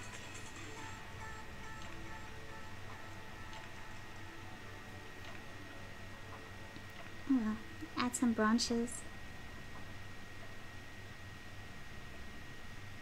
You'll never know unless you look at the reference.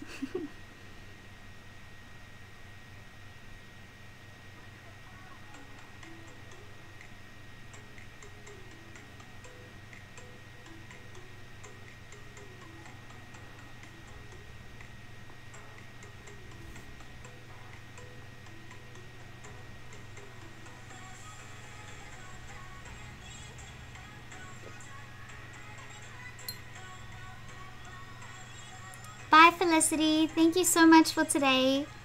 I hope you enjoy the rest of your night, and thank you for joining us.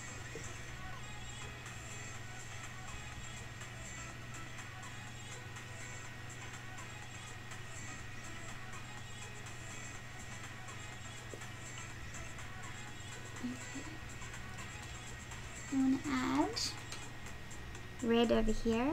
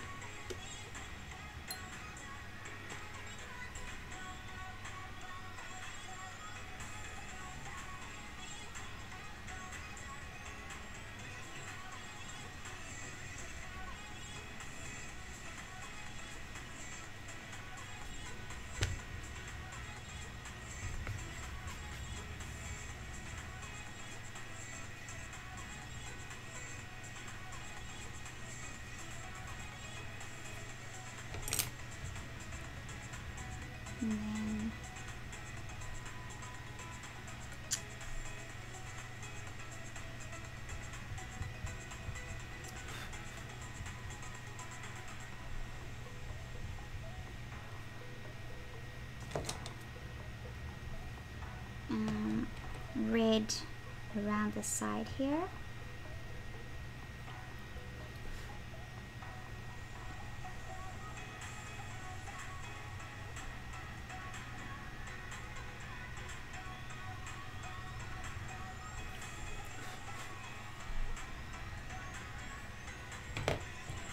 And orange.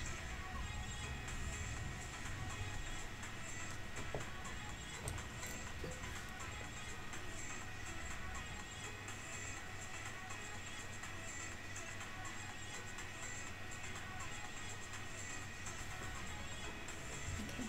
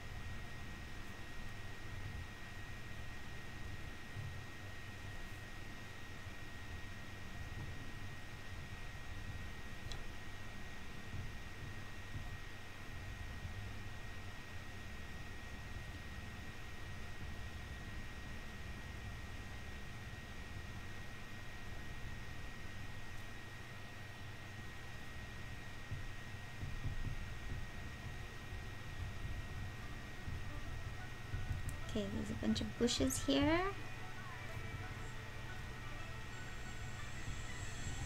And here, and this sort of goes out here. Okay.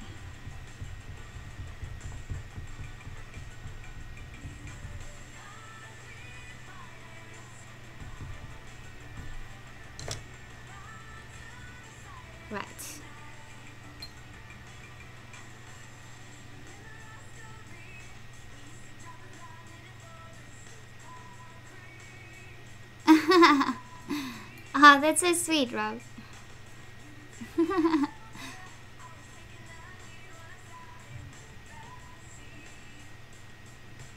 Yeah, everyone on here is really nice. But also, if anybody gets nasty, they just get booted off. No space for them on here.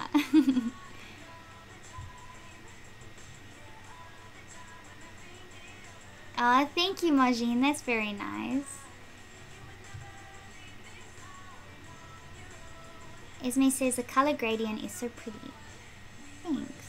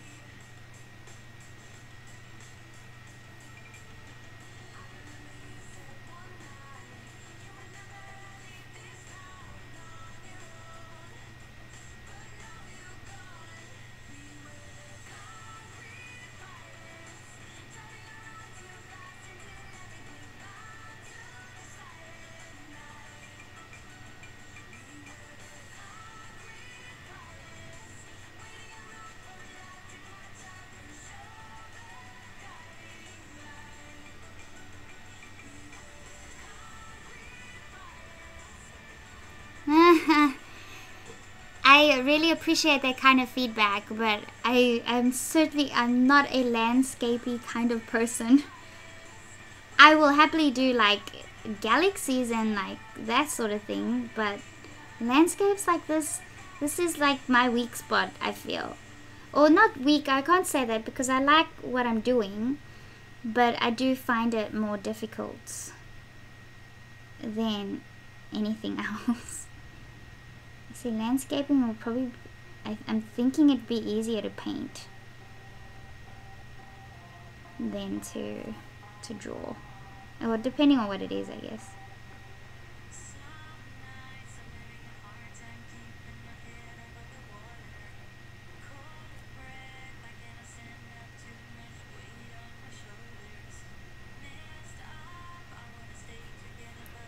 But it's good doing these things, like doing these challenges from the Color Pencil magazine, because I have no control over what image they put in the magazine, and doing like the smart art box things where I use supplies that I have no idea or I don't know, may not have used before. It teaches you a lot, so it's good to sort of put yourself out there and just do it, or just try things. And this forced me to do a landscape, which I wouldn't pick on my own.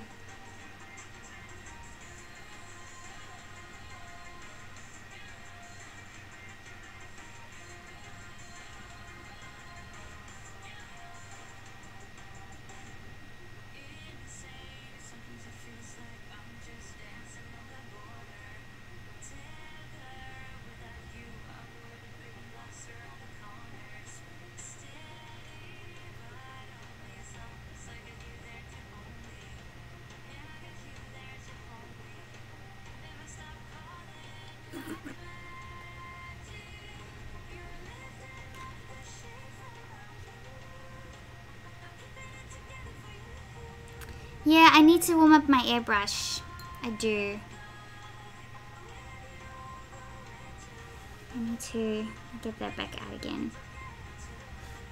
So I did buy a little tabletop thing that adjusts, a tabletop like little drafting table thing, A2 size. So I should hopefully receive that soon, because when I'm airbrushing I need to work at an angle. I can't work flat.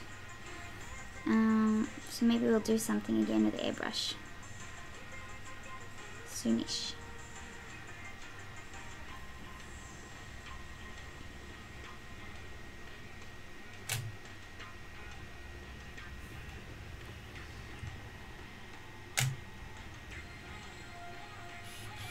Oh my gosh, Kim, go to sleep. You're crazy.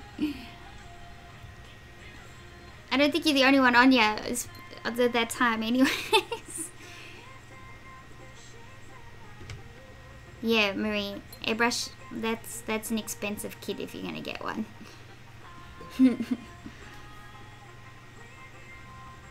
I know half of you are broke after all the supplies for Christmas.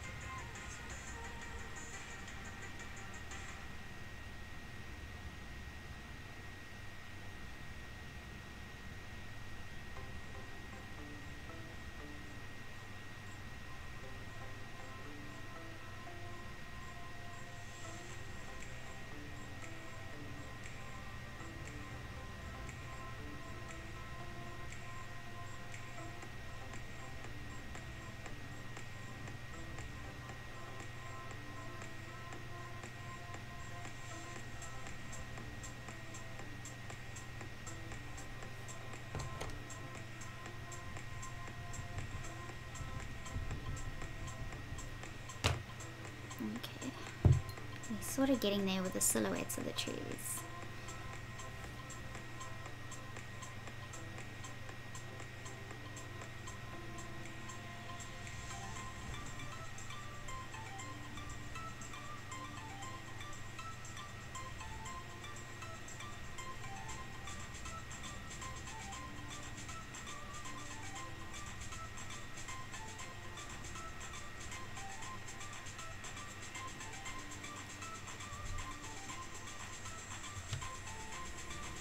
Okay, let's blend in the rest of the black underneath over here.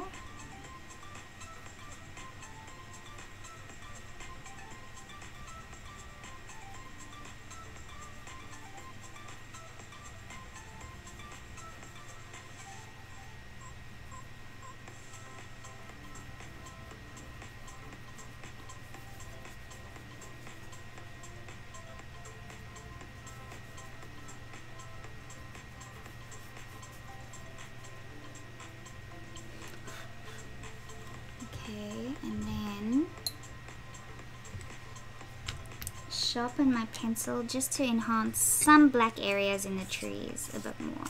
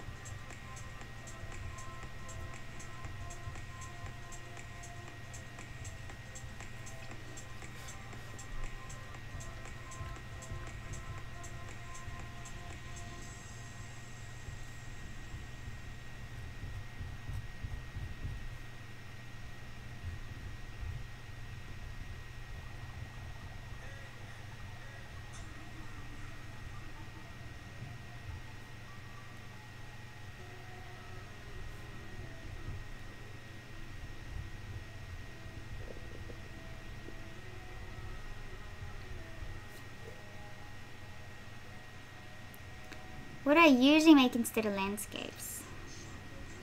I don't know. What have I been making lately? We drew eyes and we drew a rose lately to test how to draw values accurately.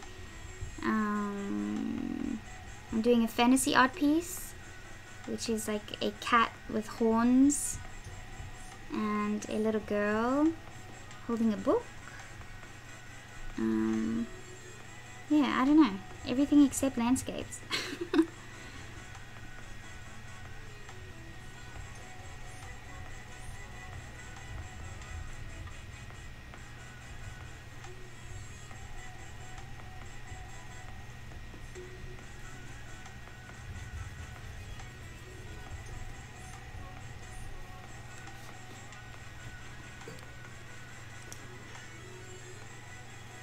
Okay, using my teeny little brush again.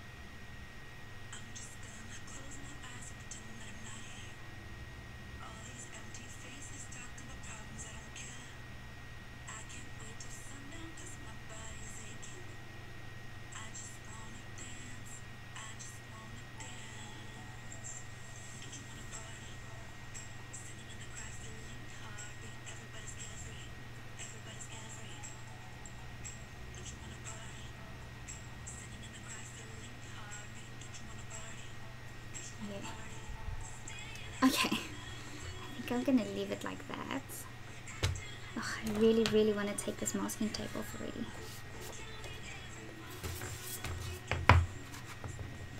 Alright, so I think what I'm gonna do before I put my profile image over the top, I'm going to seal this with Fixative and I will time lapse that part. So I think I'm gonna call, because I'm gonna use my textured Fixative and I want to leave that for at least 15 minutes to dry, and then I'm going to draw that over the top of my landscape. I think that'll make it look really nice, and I can definitely add more, you know, blues, darker blues over here, make this darker, and then when that section is darker over here, it's really going to enhance that more, I think. So I will do that you'll see that in the time lapse, but for the stream, this is my version of the January challenge. No, you don't have to wait long for the titanium white to dry. That dries pretty quick.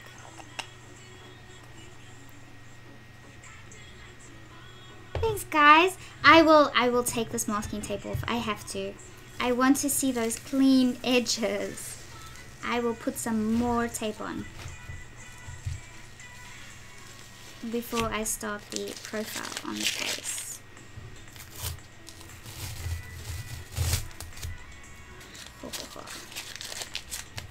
Okay. This is also Esme's favorite. Esme makes these real satisfying videos on her Instagram where she peels the tape off the sides of the drawings. And it's so nice to watch. Although, I still went under my masking tape. I didn't get that edge very clean. This bottom edge should be good. Oh, ho, ho, ho. That looks nice. And then the top.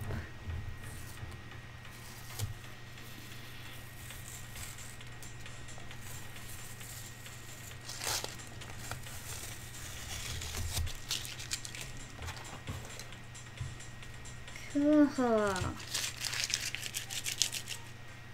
So, there's nothing I can do about that edge.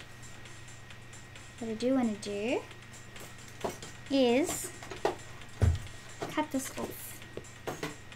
This is annoying me. There's little pieces of blue I put on the edge there. Okay. Cool.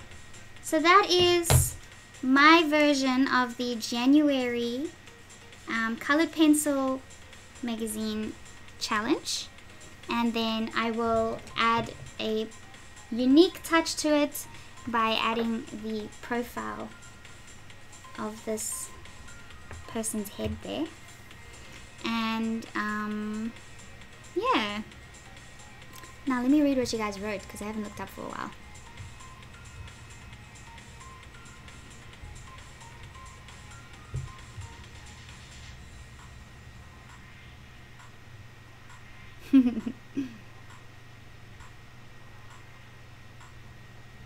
Thanks, guys. So flattering.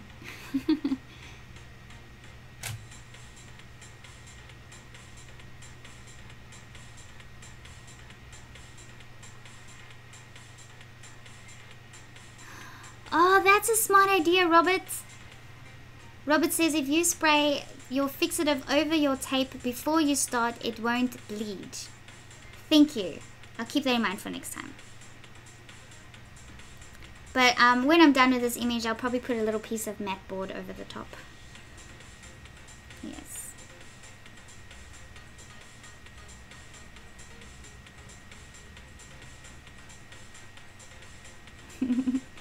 Thanks, guys. It's, yeah, like, I guess the perfectionist in me would like to make it better, and I probably could, but I think maybe you won't notice the, you know, I don't know, some of the things that just aren't that fantastic, you won't notice as much once I have that other image over the top there. Let's make that a bit softer.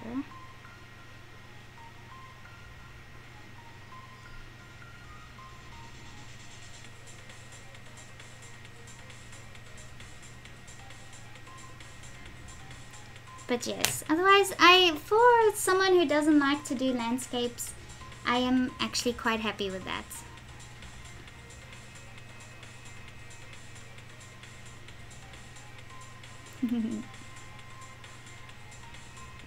Alright, thank you guys for tuning in. So this is part 2 of the Colored Pencil Magazine January Challenge video.